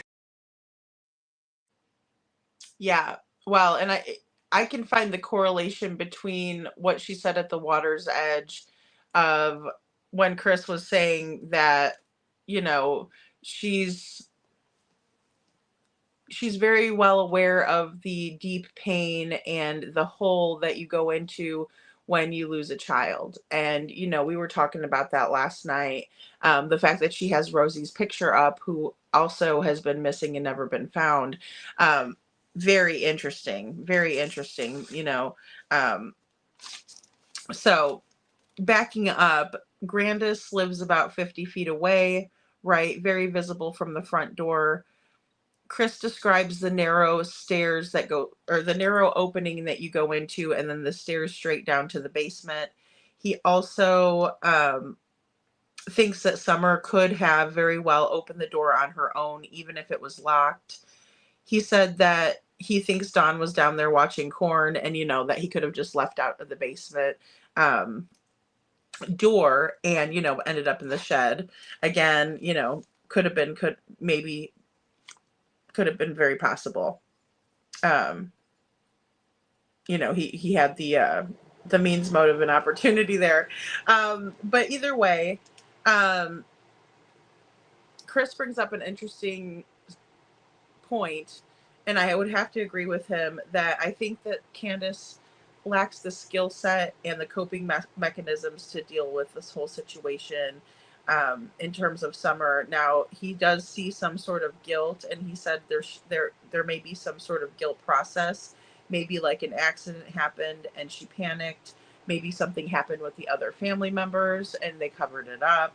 Something like that. But he said he definitely sensed some guilt in Candace, and action, and also that she may lack some of the skill set or coping mechanisms to kind of get through all of this. But he did say that, Candace was at the vigil, and so that was a positive thing, which we don't see that with Katie, so that's a contrast. She's never shown up to any of the vigils. And then Chris talks about level setting, and I find it very interesting because I find myself like balancing out and trying to keep myself level set on things, especially when I'm reporting it to all of you, or I'm trying to, decipher things on my own. I always kind of try, and I'm in that stage right now where I'm very level set, but I don't think that I'm going to stay there for long. But I do appreciate you all letting me know things, just like Chris did in his chat. Someone had said, well, it's very common for people to leave their TVs on in Tennessee. And it's like, oh, good, because those little nuances that we wouldn't know, and I wouldn't even call that like a cultural difference. But I mean, there's just certain things, that people do. Right. And that it may be odd for some people to think, but it's not odd at all. So just really great things to keep in mind as we kind of navigate through. That is so funny.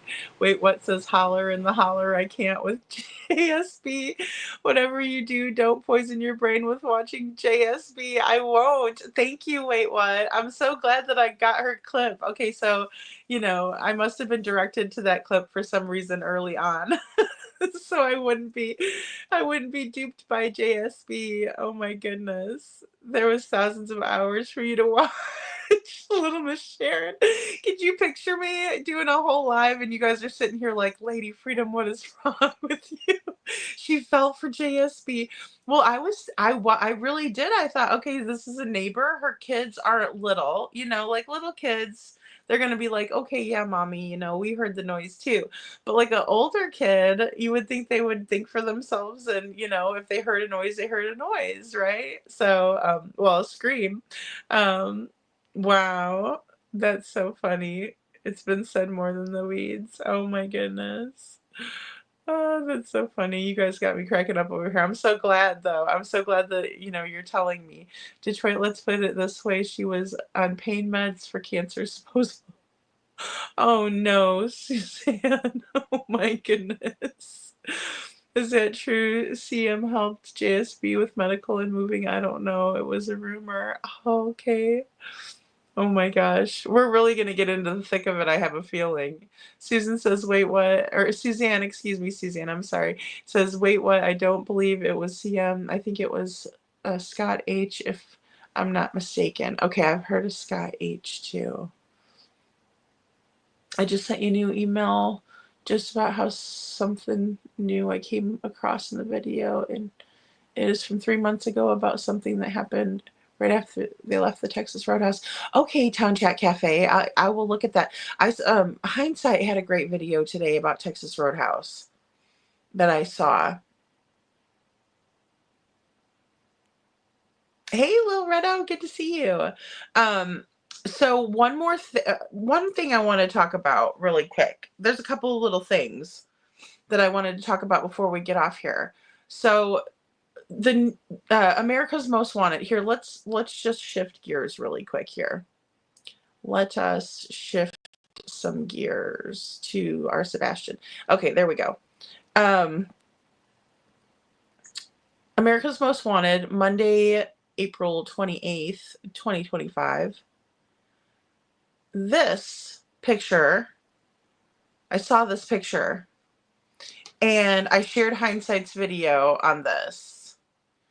And it was about, it was the preview that she had shared from America's Most Wanted. Is that the cat? Is that one of the cats that, let me know what you think, that Chris made Sebastian get rid of? Because it looks about the same age he would have been maybe when Chris and Katie got together, because look how light his hair is and look at his face. Detroit, another creator that covered Summer from the very beginning. Yeah, if you guys have recommendations for who you think I should be looking at, who are really good sources, would you please drop them in the comments of this video? Because I really don't want to get, like you said, poisoned one way or another. I mean, don't get me wrong. I don't even mind, like, you know, watching other people, their coverage on it and things like that, especially if they're like really, really close, right, to the case. But I don't want to, because I don't like to stay like super duper biased, but I also don't want to waste my time either at this juncture. And since I have that luxury of not, of being able to not do that, I would really like to.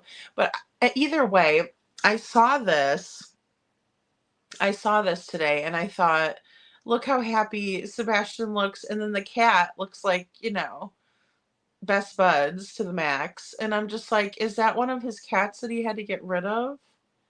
I just wonder. Because I don't remember Seth ever saying that they had a cat at their house. Justin did too, Suzanne. Okay, I will look because I love Justin. He does a great job. No, stay away from some people, right, Little Redo? I'm like, oh my goodness. Yeah, okay, cool. Yeah, Little Red, and I wanted to say that too. I'm gonna join Rumble too, guys, and I'm gonna start posting content over there. So I'll let you guys know once I do that. And of course, I'm gonna be off tomorrow night. Um, and I'm gonna be working on stuff, but I also am gonna try to work on my Rumble game too. So go follow Lil Redo over on Rumble though. Pretty please. And she's gonna help me with it. She's gonna help me with getting my Rumble on. Can't remember if it was Justice or Justin. I was watching, Town Chat Cafe says, I was watching Crime Time Buzz, Mob Crew, Clutch Some Pearls, and you are my top 4 to watch. Oh, thank you, Town Chat Cafe. That's so sweet of you. Thank you. Wait, what says he didn't have glasses in that photo? What a sweetie pie. Yeah, that's a good point. Wait, what? That's a good point for, why it could possibly be. Like, because I was thinking California, right? And his hair was so light when he was little, and it just kind of kept getting darker. His smile, though, right? Oh my goodness. And I thought, well, there's a new picture of Sebastian. Let me get it. And then I thought, and I'm looking at it, and I go, oh shoot, the cat. Is that the cat that he had to get rid of? Lil Redo, yeah. The reason is less rules, right? Yeah, you can do like what you want on Rumble. It's kind of neat. I actually thought about doing Rumble before Facebook, but I decided that I would do not Facebook, YouTube. What am I talking about? But I decided to do YouTube, but I'm excited about Rumble too. And I guess the reason I said Facebook is because I know I can stream live on Facebook from here. So I was going to start doing that as well. But I will link all of that stuff on my community wall and then in my channel description too, once I start getting it all worked out together. Oh, okay. Suzanne says, yeah, Crime Time Buzz is doing it now. Okay. Oh, I love Hindsight Lil Redo. She does awesome stuff. She really does. Detroit Rock City says it looks like that's his cat. I know, right? He looks so happy. He's pointing to the cat. He's so cute. It definitely is just, it just shows Sebastian's personality, in my opinion, that he's pointing to his cat. Like, he's the cute one, not me. But then look at that smile. It's like, nope, you're the cute one.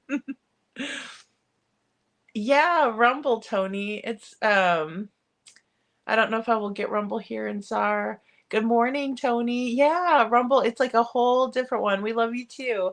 It's a different platform. Like I said, when Lil Redo said she's gonna do it, I said, "Will you help me with it?" And then you drop your link in the chat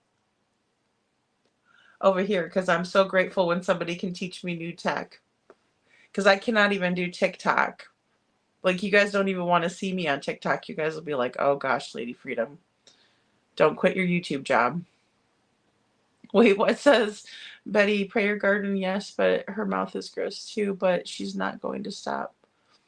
Oh, is she one of the relentless people that are, fighting for Summer? That's good. There's so many diehard people for Summer's case, and that's another reason why I really want to do a good job for Summer, but then also for everybody that's worked on it so hard. Like I'm really interested in deep diving the people that are, really in it for the right reasons because, with Sebastian's case, we just see so many people in it for the wrong reasons and the fighting and the bickering back and forth and how much shit can we dig up on each other? And, it's just getting old. And I did want to send a quick shout out to Tony Mathis because I I did catch a bit of the live where he was getting bashed. And I just want to say that, it allegedly, long story short, had something to do with the Pee Wee Football League, right? So, third grade football politics, and our very own Karen on YouTube reacts. She brings us this, nonsense from 2007, I think it was. Oh, it's crazy. But either way, I just want to shout out to like all of the good dads out there, because in my opinion, you know, there's a lot of dads out there that aren't involved at all. And I'm not saying that's only a dad thing. I'm just saying that, like, most of the time moms are very, like, hands on, PTA, like all that kind of stuff. But when you see a dad that is very hands on as well and equally as hands on and really worrying about their child's future, and let's be honest, school districts are the biggest thing, right? Because you want the best for your kids. And like when I was a realtor and I was talking with buyers, that was always the top. If they had kids, like that was what they were interested in, right? Schools, right? And they would want listings in a certain area in a certain school district. Um, and it's just normal. There's nothing to be ashamed of about that. And I guess there was a bit of back and forth, um, and basically Tony started his own league and you know because he was sick of being drugged back and forth. I will tell you, it's always amazing to me. There's a show on, is it Netflix or is it Hulu? No, I think it's on Netflix and it's called Friday Night Lights, right? And it's about football, obviously, and it's about high school football. But like, football is so competitive and like it's like any other sport. If you want your child to do really, really well and, like a master of their craft, if you will, like for in this particular instance, it's football, you're going to try to position them in the appropriate spots for that. But there is a lot of jealousy and a lot of cutthroat behavior that we see within these parents, right? Because they all want the best for their kids. They all want the playtime for their kids. You're benching my kid too long. How come he can't play as much as this other kid? And da da da da da da. And it just goes on and on and on. But I think that it comes from like a place of like love and wanting your child to succeed. And if you, are very serious about the way that you're positioning your child for their future, I think it's just, kind of the way parents are. And I just want to shout out to dads who are out there, doing their best to position their children for a bright future, because let's be honest, it's really, really difficult. And I really believe that the more involved children are, like in extracurricular activities growing up, and the more that they can really learn kind of what they like to do and who they are, it really builds a lot of confidence. It teaches them how to work well with others. It teaches them a lot of, core values.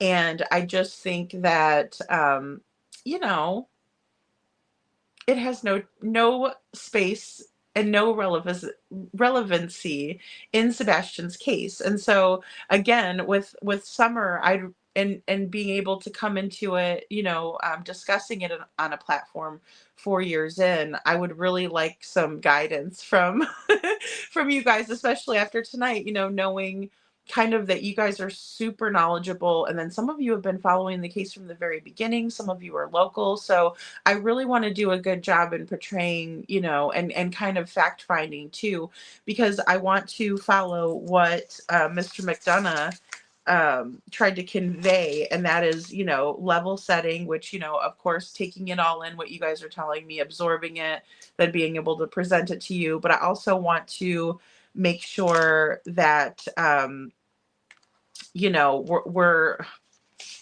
keeping, keeping to the facts and going where the evidence is going to lead us, because at the end of the day, it doesn't help if you're a right fighter, right? If you're like, oh, I'm always right on this, and I know everything about, this, that, and I know the whole case front and back. Well, maybe some people do, but there are certain things that maybe we think we know and we really didn't know, or we have, one idea in our head because of something, and it's one little thing, but maybe that thing is untrue. And so that would change the way we feel about other issues within the case, if that makes sense. But I want to make sure that, I follow where the evidence leads. And I also want to do that in Sebastian's case, because like even down to the smallest detail can matter, especially when forming an educated opinion, and that's really what I'm looking to do in both cases, because otherwise it doesn't help us get to a solution, at all. Um,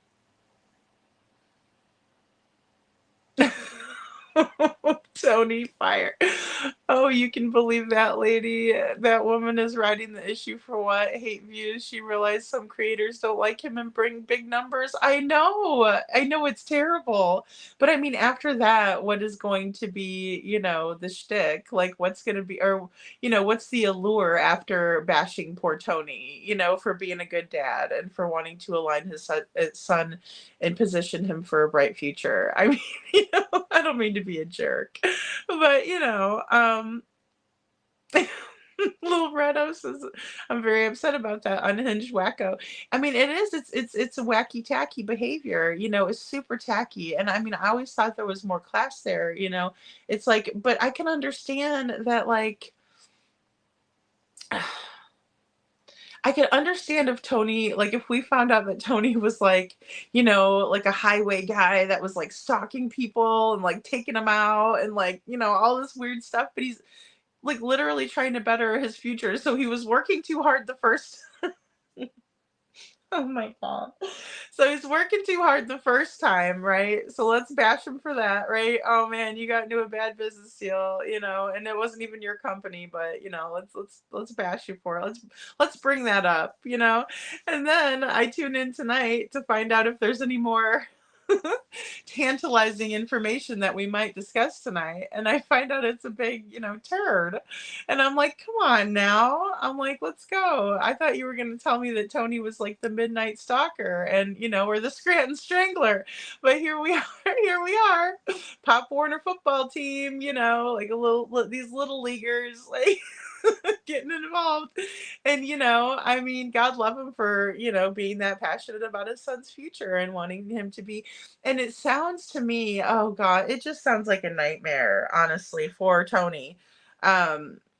Because in all honesty, he was trying to get a close on a house. He was losing out money because he was trying, they were trying to get moved. And, it sounds like his son was a pretty good ball player. And a lot of times that is another thing where people will try to find out if you even fall one little, you know,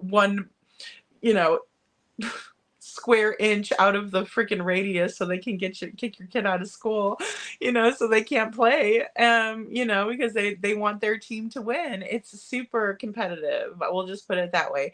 And let's all be honest, all good parents want the best for our kids. I mean, it's like, we'd do anything. Within reason to make sure that that happens. So, wait, what says for a dad to be present that one time for our son? He was glad, but didn't know how to respond, but I helped both of them. Oh, yeah, absolutely. Wait, what? That's so sweet. Yeah. Hey, hell yes. Yeah, it's just crazy. Red, usually that kind of thing doesn't bother me in the least. I really wonder if she's not getting ready to write a book about this or something.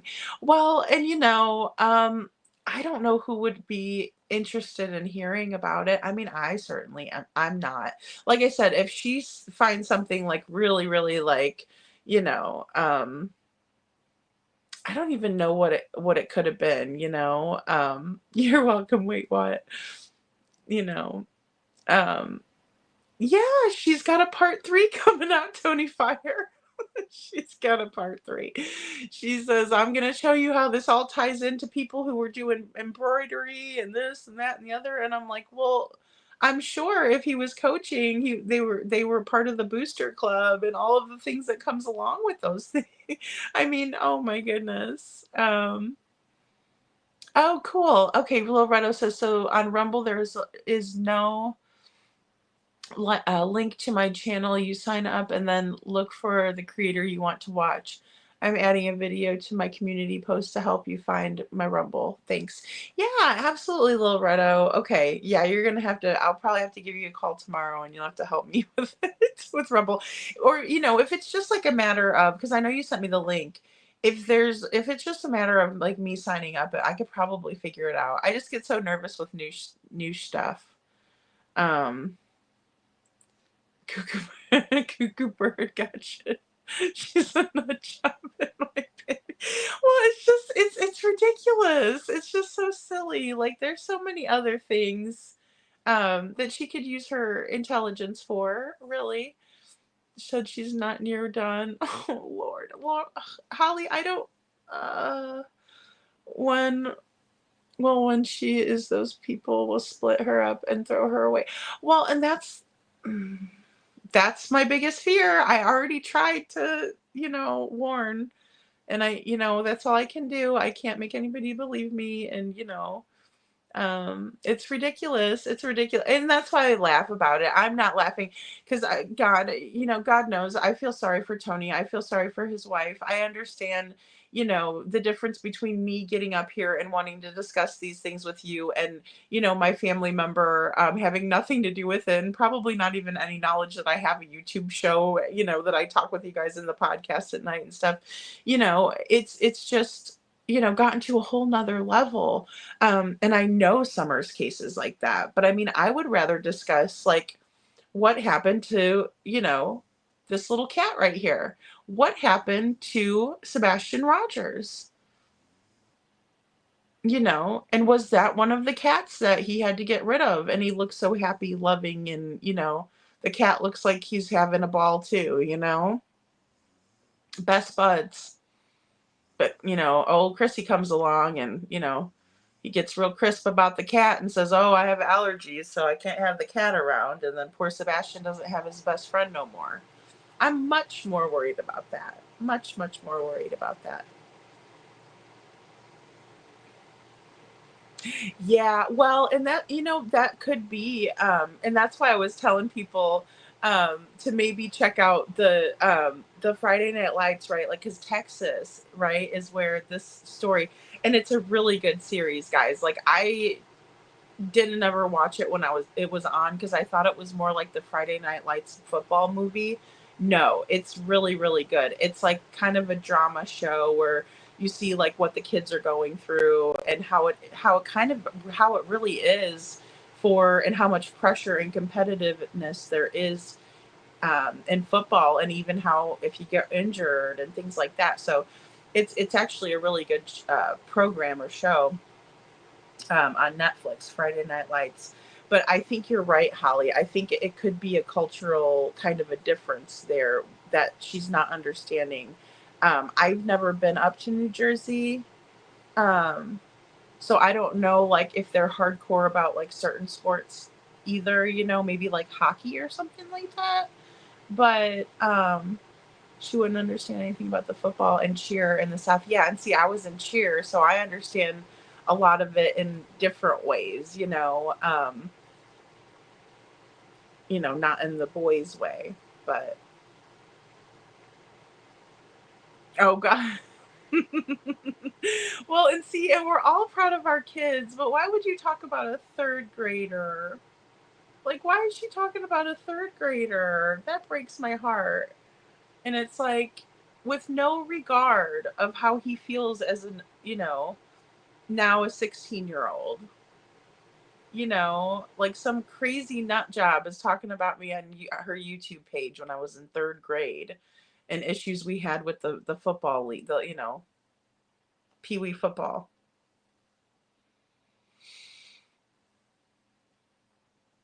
Yeah, it's just unbelievable. It's just unbelievable.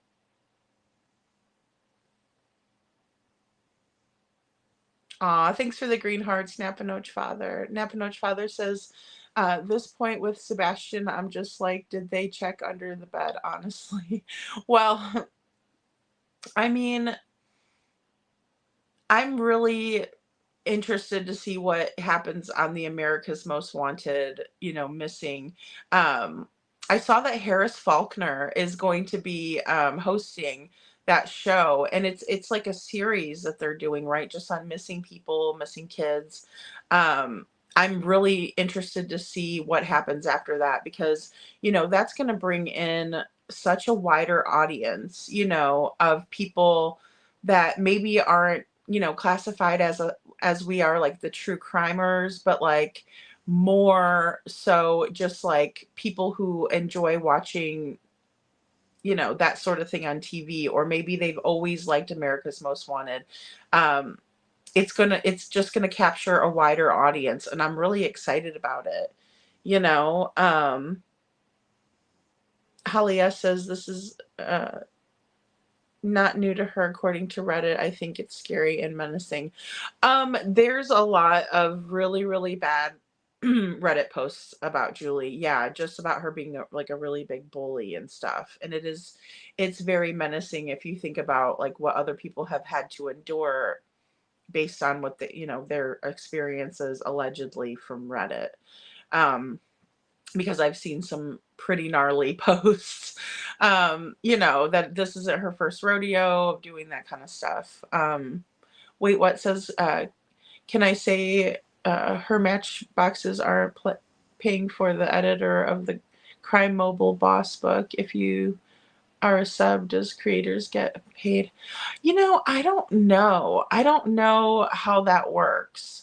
Because I know she was faulting people for like monetizing their channels, but like I think that if you're not working, and that's your full-time kind of gig is to do YouTube and create and spread awareness and things like that, I don't think there's any problem with it. But I do know that there's a lot of shame involved in it, like the tragedy pimp and everything. I mean, call me a tragedy pimp. I do not care. It doesn't hurt my feelings because I know that that's not what I'm trying to do, what the point of it is, why I created my channel.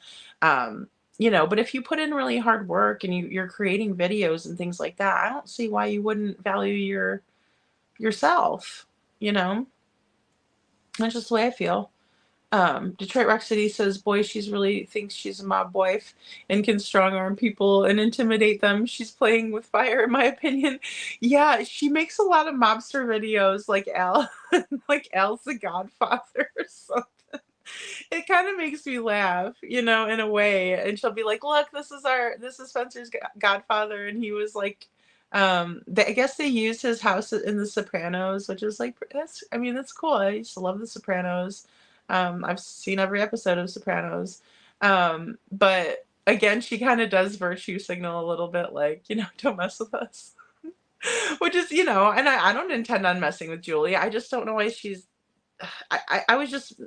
I think I'm disappointed more than anything, and I just kind of wanted to, talk about it that one night. But moving forward, I don't even know if I'll even check out the part 3 because it just really sounds like a big nothing burger. I wonder if vultures come out to other missing cases. I think they do, Holly S. I think they do. I mean, even this lady from tonight, I was watching the neighbor in Summer Wells's case, and I'm like, well, if she heard one, then she probably heard the other. And then come to find out, people are like, no, Lady Freedom, she's a liar. I'm like, oh, crap. So I do. I think people insert themselves for notoriety, attention, that sort of thing. But it's very selfish, you know. Holly, poor husband looks like he's a hostage video, and TikToks is clearly does not want to be. Well, and see, we talked about that too. Clearly not wanting to be there. Like, it reminds me of Chris Watts. It does, like, a hostage situation. Like, say hi, and then he's like hi, and then that's all he wants to do. And the same with the kids. They're like, okay, hi. I said it already like a billion times. Like it.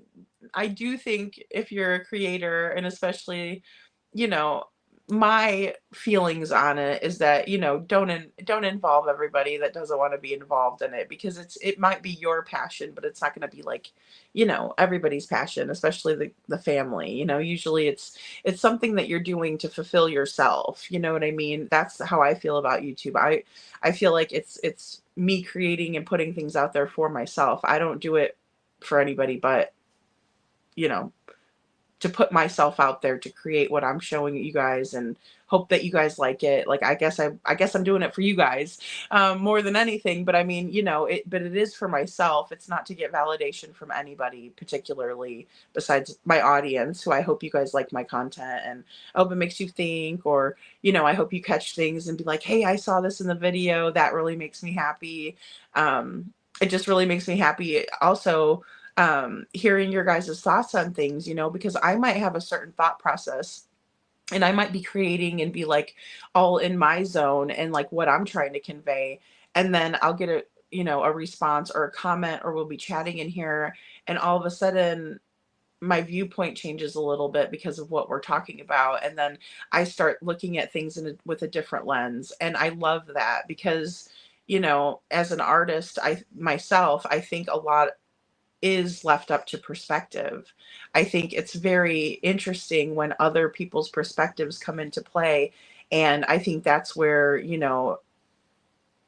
invention comes from. That's how we invent new things. That's how we come up with new ideas. And I've mentioned this before. There's no such thing as like a Jessica Lansbury, or, Matlock, or, whatever, Columbo. Nobody's like that, right? There's never like, Chuck Norris. There's never just like this one awesome person that knows everything, and that's the go-to person, and man, they get it right every time. No such thing. That's only in TV. It takes a whole bunch of people together, right? Takes a village. But it does. It takes a community of us to come together and form ideas, and, make a more educated guess, because like I said, I'd have been still watching that one crazy, lady that just wanted, attention for herself. In Summer's case, and we always have to remember that it's about the kids, who we're covering. Even Crystal, Jana was in here earlier. I haven't seen her in, and I know it's late. But same thing with Crystal. We need to focus it on her, right? We don't take the focus away. It's not about me. It's not about what outfit I'm wearing. What's that lip? What's that eyelash? What's that, whatever, brow or whatever. It's not about that. It's about sharing people's stories, bringing awareness, and then also maybe we can solve a case. You guys never know. Don't let anybody tell us that we're not going to solve a case. We very well could. There's so many smart people in here. I'm always amazed. Oh, little Redo says, I wish my kid was back in 3rd grade. I know. I feel like that too. I feel like that too. Yes. I mean, I'm happy for the age that she's at, but I also miss her and, being little and everything. So, that's why, again, let the kids be little, Don't give them alcohol when they're little, and don't make them grow up too fast. They have plenty of time to experience that with their peers. They don't need the adults giving it to them, you know? Yeah, I thought it was a lot for a 9-year-old being gone, though. Oh, yeah. Yeah. Red, I feel that. Holly S says she called the police on Betty. I bet police get crazy people calling them every day. Oh, Lord. Definitely. I'm not a police officer, but I think I could safely say that's probably right, you know? Um, Wait, what says Ali S? That's when I was done. Check, like KK, she was done, check, and planned and premeditated this crime against Sebastian. You know, I feel that way too, you know, and I think you guys know, um, you know, and I mean, early on with Don and Candace, I did make my mind up that they were guilty, you know, of something, or they had knowledge of something. You know, that was my opinion to begin with. Again, I'm trying to kind of stay in that zone where I'm keeping myself open to different possibilities, because I do want to do a proper deep dive um, on it. But yeah, there's just certain things in Sebastian's case that, you know, no matter how I try to reframe it or restructure it, or no matter how many times I say, well, what if I put this here and this here, or, you know, what about the time frame, what about the timeline, it always goes back to the fact that Katie was the last one with her son, right? Katie isn't saying anything. I find it very odd that around the same time that it was reported that Don and Candace stopped cooperating with authorities was the same time it appeared that Chris and Katie stopped, you know, cooperating or speaking with authorities. And then also we find out that they lawyered up, allegedly.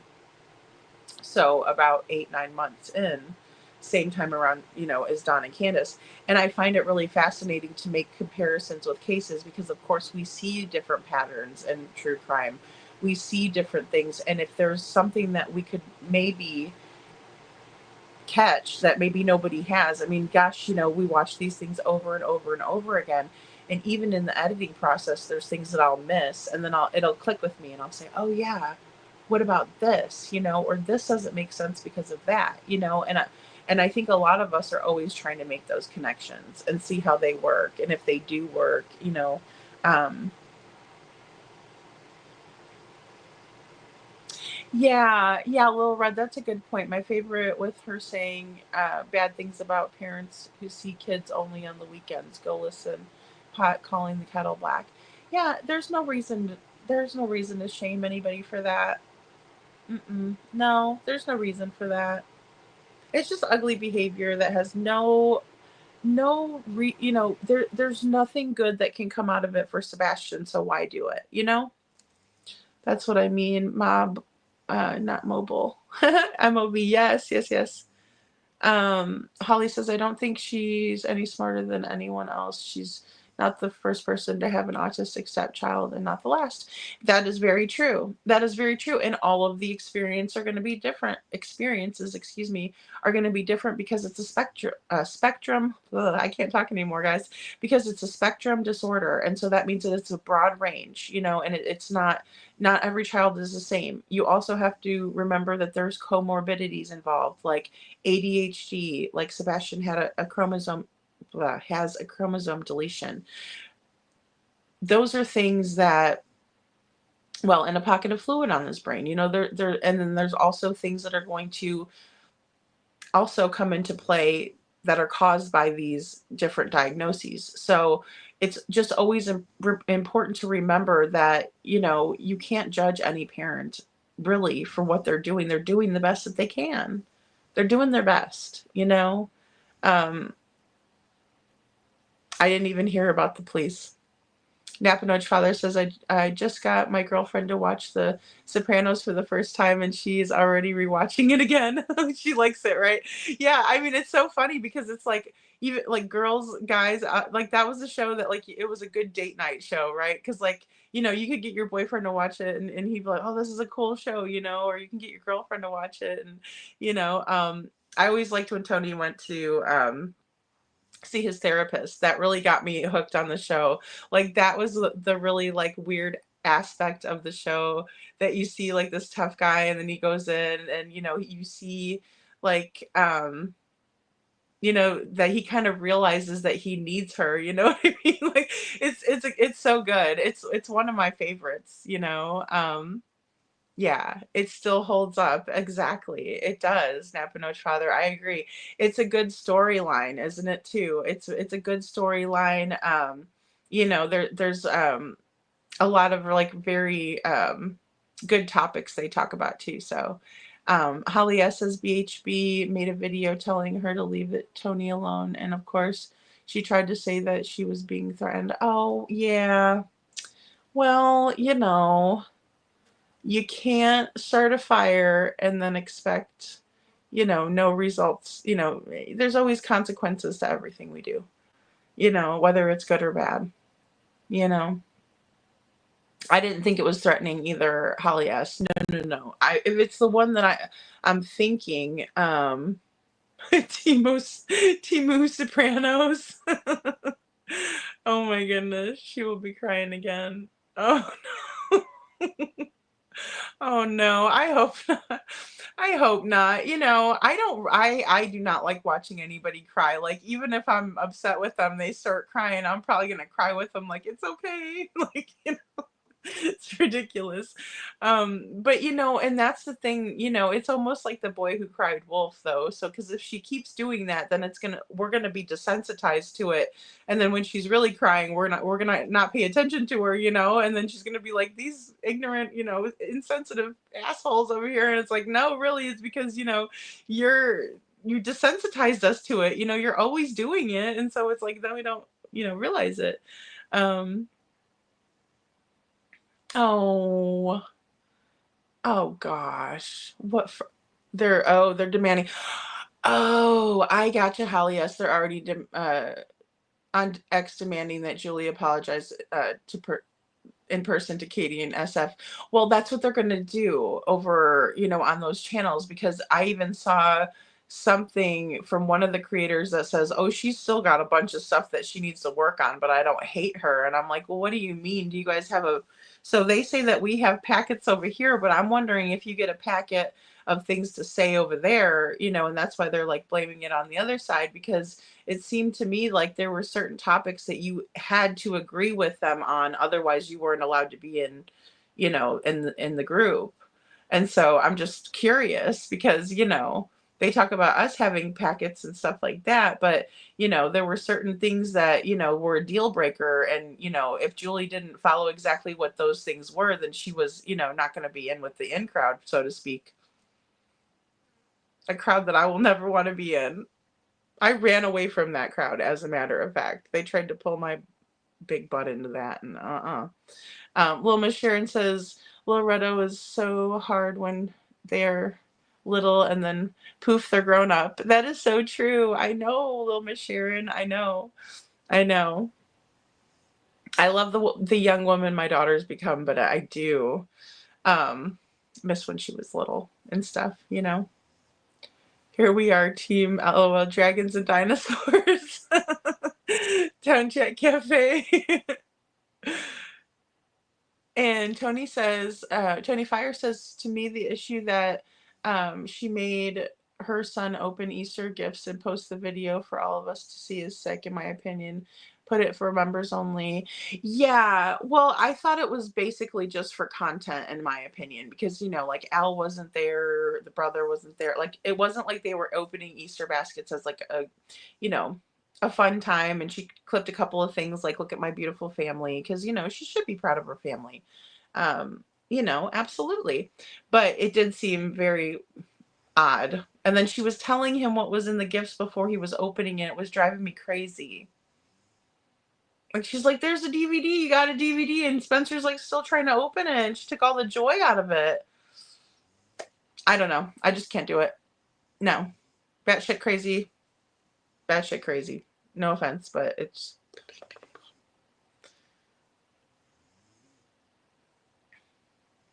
Oh gosh, that group home. Oh, Holly, I don't bless people's hearts very often, but bless their hearts. Oh boy. They're gonna need it. Smiley posted a video of her asking people on TikTok to help her pay some loans that her ex-husband left. Oh. Well, see, that's what you get for doing that. Yes, I feel so bad for them. I'm cautiously optimistic about America's Most Wanted, but I just don't want. Oh, excuse me. Let me reread that, Holly S. I'm sorry. I'm cautiously optimistic about America's Most Wanted, but I just don't know, especially if Chris thinks it went great. Does that mean they followed his narrative? Ooh, I don't know. I don't know if they show you before it airs or not. Like, I've never, been on that kind of thing, thankfully. I agree. I don't see the drama stopping either because it's getting attention. Right. Right. Yeah. Lil Retta says, Amen. A lot of people do, and they are all different. Yeah, absolutely. YouTuber says, I really don't believe that anyone genuinely fears BHB going real life for harassment. No, no, mm-mm. No, I'm not saying that Bullhorn Betty isn't a strong person, but I mean, I definitely don't fear her or anything. She's never given me a reason to fear her either. But Holly S says, YouTuber, I would not be surprised if she doesn't eventually join forces with Chris just to go after someone she doesn't like. Well, that's what people have been doing lately, right? I mean, not even lately, it's been throughout the case. That's why I was kind of interested to see what Jay is for Justice played the other day with those text messages, but I just didn't get through it. And, I wanted to work on this stuff with Summer. BHB did not threaten her. Julie just did not like what she heard. Yeah, because Betty made her look like a fool. Yeah, Holly, yes. Mm-hmm. That's my take on things. She clapped back, it happens on YouTube.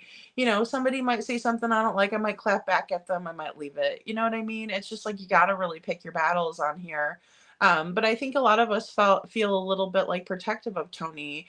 I do, because I think that he's already proven himself. And so to see people go after him again for the same thing is kind of repetitive. And I think it's like mean spirited. It's like, kill the beast, and everybody get together and let's piss people off and let's incite crap. I don't like that. I'd rather tell you guys to be nice to each other. I'd rather have to tell myself, because I do I do self-talk and I'm like, be nice, I do, because there's things that I say too that aren't very nice. Of course, everybody does it, but I try not to do it publicly. And,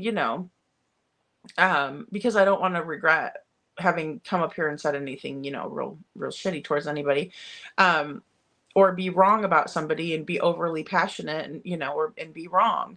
So I kind of try to keep it, more to myself. But yeah, I have a feeling that there's a lot of, which I don't get to watch a whole lot of other creators, but when I do, um, sometimes I will see that kind of mentality of like, inciting their audience to do really shitty things to people. And, you're never going to see that here. We will talk about what's going on, and I'll say my opinion on somebody, but that doesn't mean I want you guys to go out and, be rude in their comments or say a bad video, or say something bad about their video just because, my opinion or what we discuss here. And I just see a lot of that where it's like, talking about it and giving your opinion on your platform isn't even good enough anymore. We got to go really far after them. And then, oh, by the way, they're third grader. I mean, it's pathetic. And YouTuber says someone made a point of mentioning in their police report that BHB is harassing them while on court bond beyond vicious. Oh, hell no. YouTuber, what? See, now that's just fucked up. Yeah. Well, I'll tell you, if she wants to, post that stuff up here, that's really, really childish. Wow. Vanna says Julie was saying the other night that she was the daughter of a rabbi. Yeah, that was my understanding, Vanna. Yeah. I thought she was Italian at first, and then she had said something. Well, I mean, I know Al's Italian, but she had said something about her father would be called to like funerals and stuff because he was a rabbi. I was like, oh, okay, you're Jewish. That's cool. You know. Um, but yeah, you would think that, she would have a little bit more insight, you know, on the way things are. Because rabbis are very wise, you know. Um, Holly S says her chat was gassing her up, and she was like, "Oh, I love you. You're my friends." Mm-mm. Yeah, that's not nice, you know. And you always have to wonder. So, Holly, that's crazy that you said that because, like, here I am, like, don't listen to the creators if they try to gas you up. And Holly's like, actually, it was with the typing. You're totally like this, more like, right? But it wasn't her. It was the chat that was, egging her on. Oh Lord, help us all. Help us all. You chatters need to be nicer, guys. No, just kidding. Holly, yes, I'm still in shock that she just joined forces with Edgar's cronies. I mean, tell me about it. I didn't see that one coming either. I really didn't. Maybe after I was like, demodded and blocked for no reason. I'm just kidding. I don't know if she blocked me. She definitely took my wrench for no reason. And I wasn't even in the chat that day, nor was I, commenting at that point. But hey, MS. Um, but nevertheless, like, oh my gosh, this it's just wild. It's wild. BHB makes a point of doing her utmost to stay within the law. Yeah, well, and people corner her too. I feel like that's like cornering her and being like, just because you said something, just because you gave your opinion on something, well, we're just gonna, burn you at the stake. I've got news for people. This is where we put our opinions, We're allowed to do that. Oh gosh. She does hijack she's a hijacker of panels. Oh Lord, I really thought it was the first she might help Sebastian, but things went downhill fast. Yeah, they did go downhill fast, and I had faith too about helping Sebastian, because I appreciate building or sorry, spreading awareness, right? Because like I said, it's a spectrum disorder, so it's really, really tough. And then I also love hearing how moms, what their experience is and things like that. I think it's good to have a platform where moms can get together and feel comfortable talking and things. Um,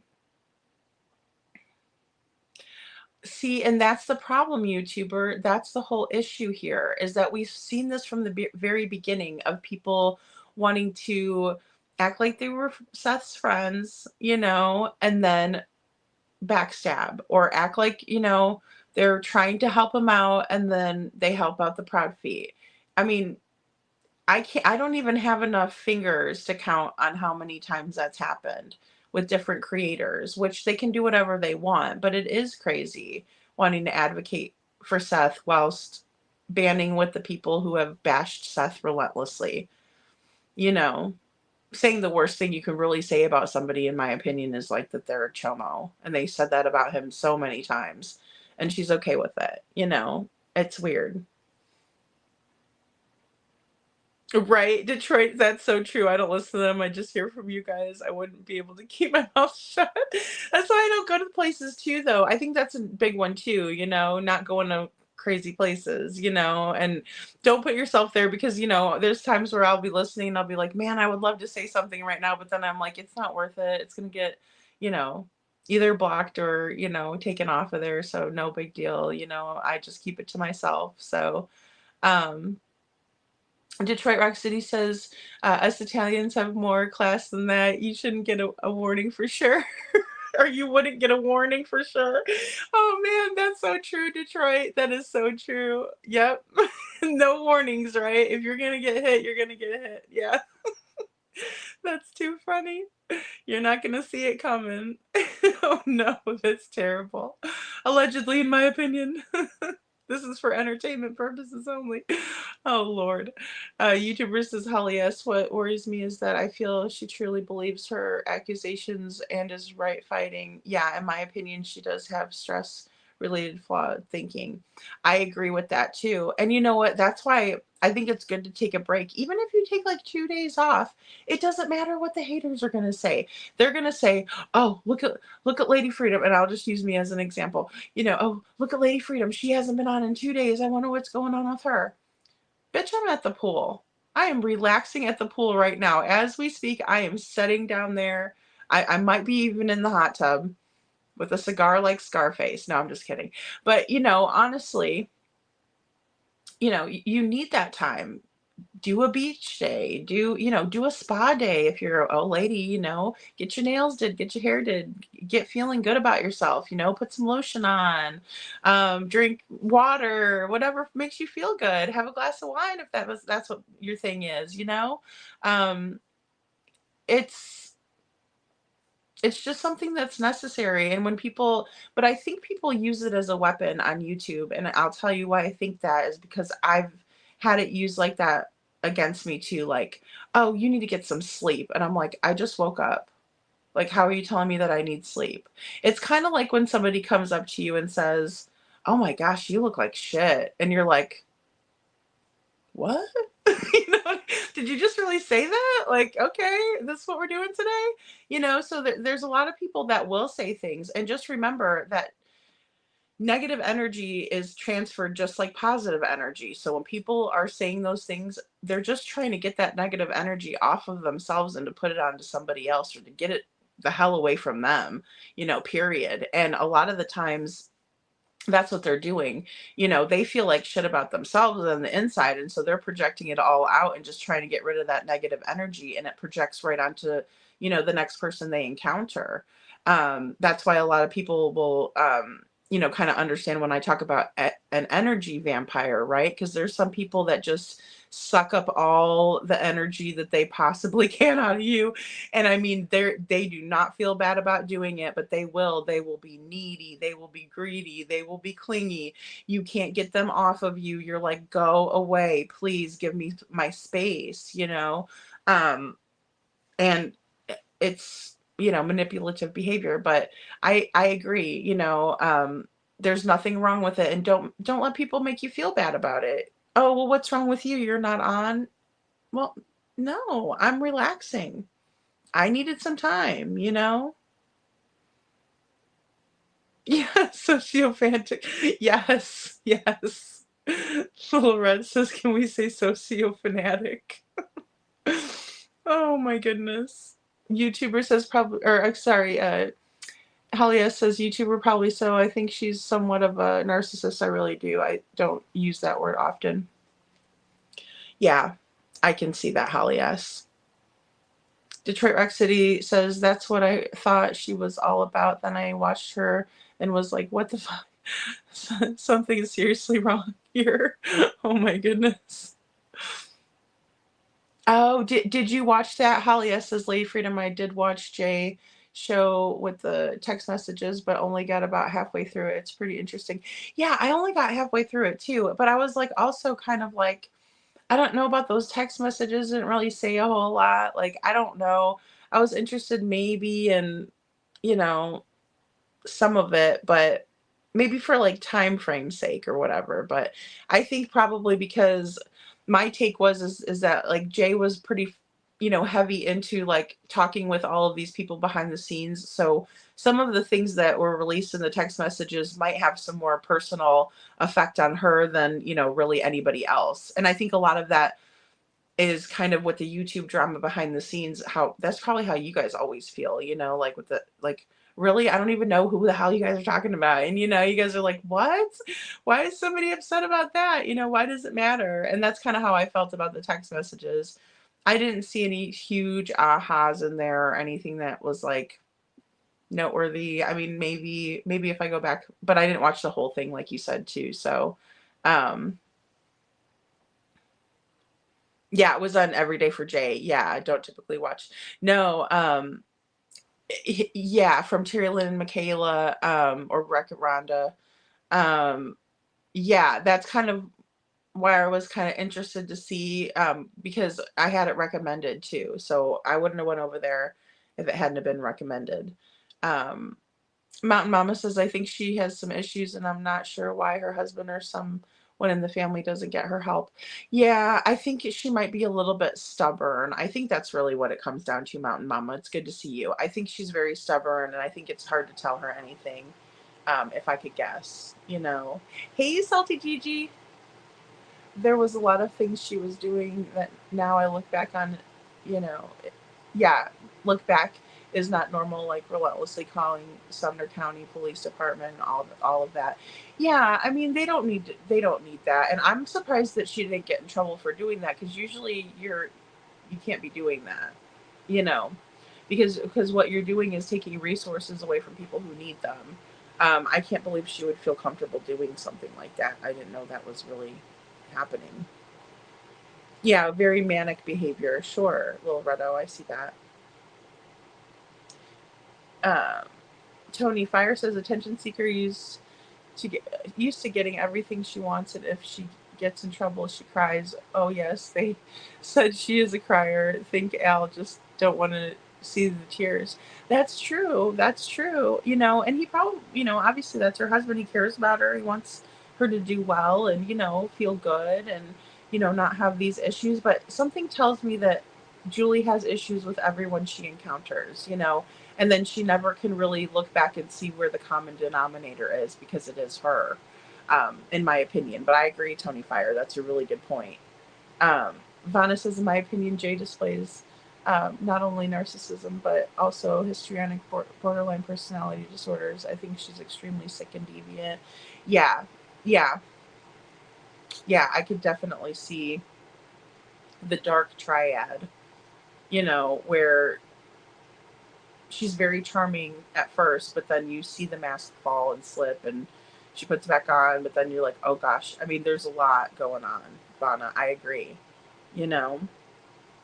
Well, you guys, I better get off here. I am gonna try to post possibly by the end of the night the video that I was working on that kind of compares what Chris had said on panel and then what Seth had said on panel, right? Because I know that there was like a lot of confusion because Chris said stuff on one panel and then Seth said something on another panel. So I wanted to kind of combine them into one video where if somebody, you know, doesn't know the case as well, could go to that spot and see, you know, both pieces together rather than separately. So I've been working on that. And then, you know, we're still going to be working on listening to Hunter's interview. And, oh, that is so pretty, Salty Gigi. That is so pretty. I love the butterflies. Oh my goodness. Aw. Um, but yeah, we're going to still be working on summer. I still have some good things coming up with Crystal. Next week, I'm going to try to get on a little bit earlier than normally scheduled. So like we would do an 11, I'm going to try to, you know, get it back to about 10 o'clock next week just to get in more people. But we have a lot to unpack still in the Sebastian Rogers case. Tons and tons of things that we haven't gone over yet.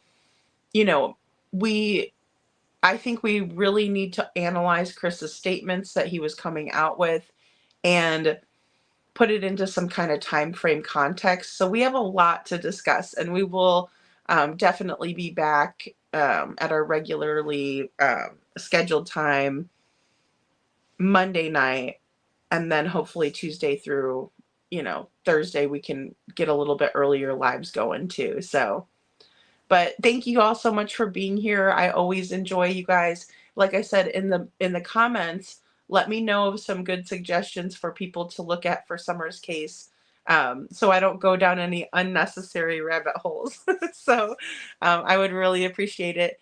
And you all have a wonderful Sunday. I hope you spend it with family and have a great day. Thank you all so much. Good night, Anne. Good night, Vanna. Good night, YouTuber, Lil Redo, Detroit Rock City, Town Chat Cafe, Vanna, Holly S. Let's see here. Tony Fire, Salty Gigi. Oh my goodness, that one's so cool too, Salty Gigi. Look at you. I love it. Say prayers for Mr. and Mrs. E's, please. In middle E, please. All right, you guys. You all take care. Thank you so much. I love you all. We'll talk to you later.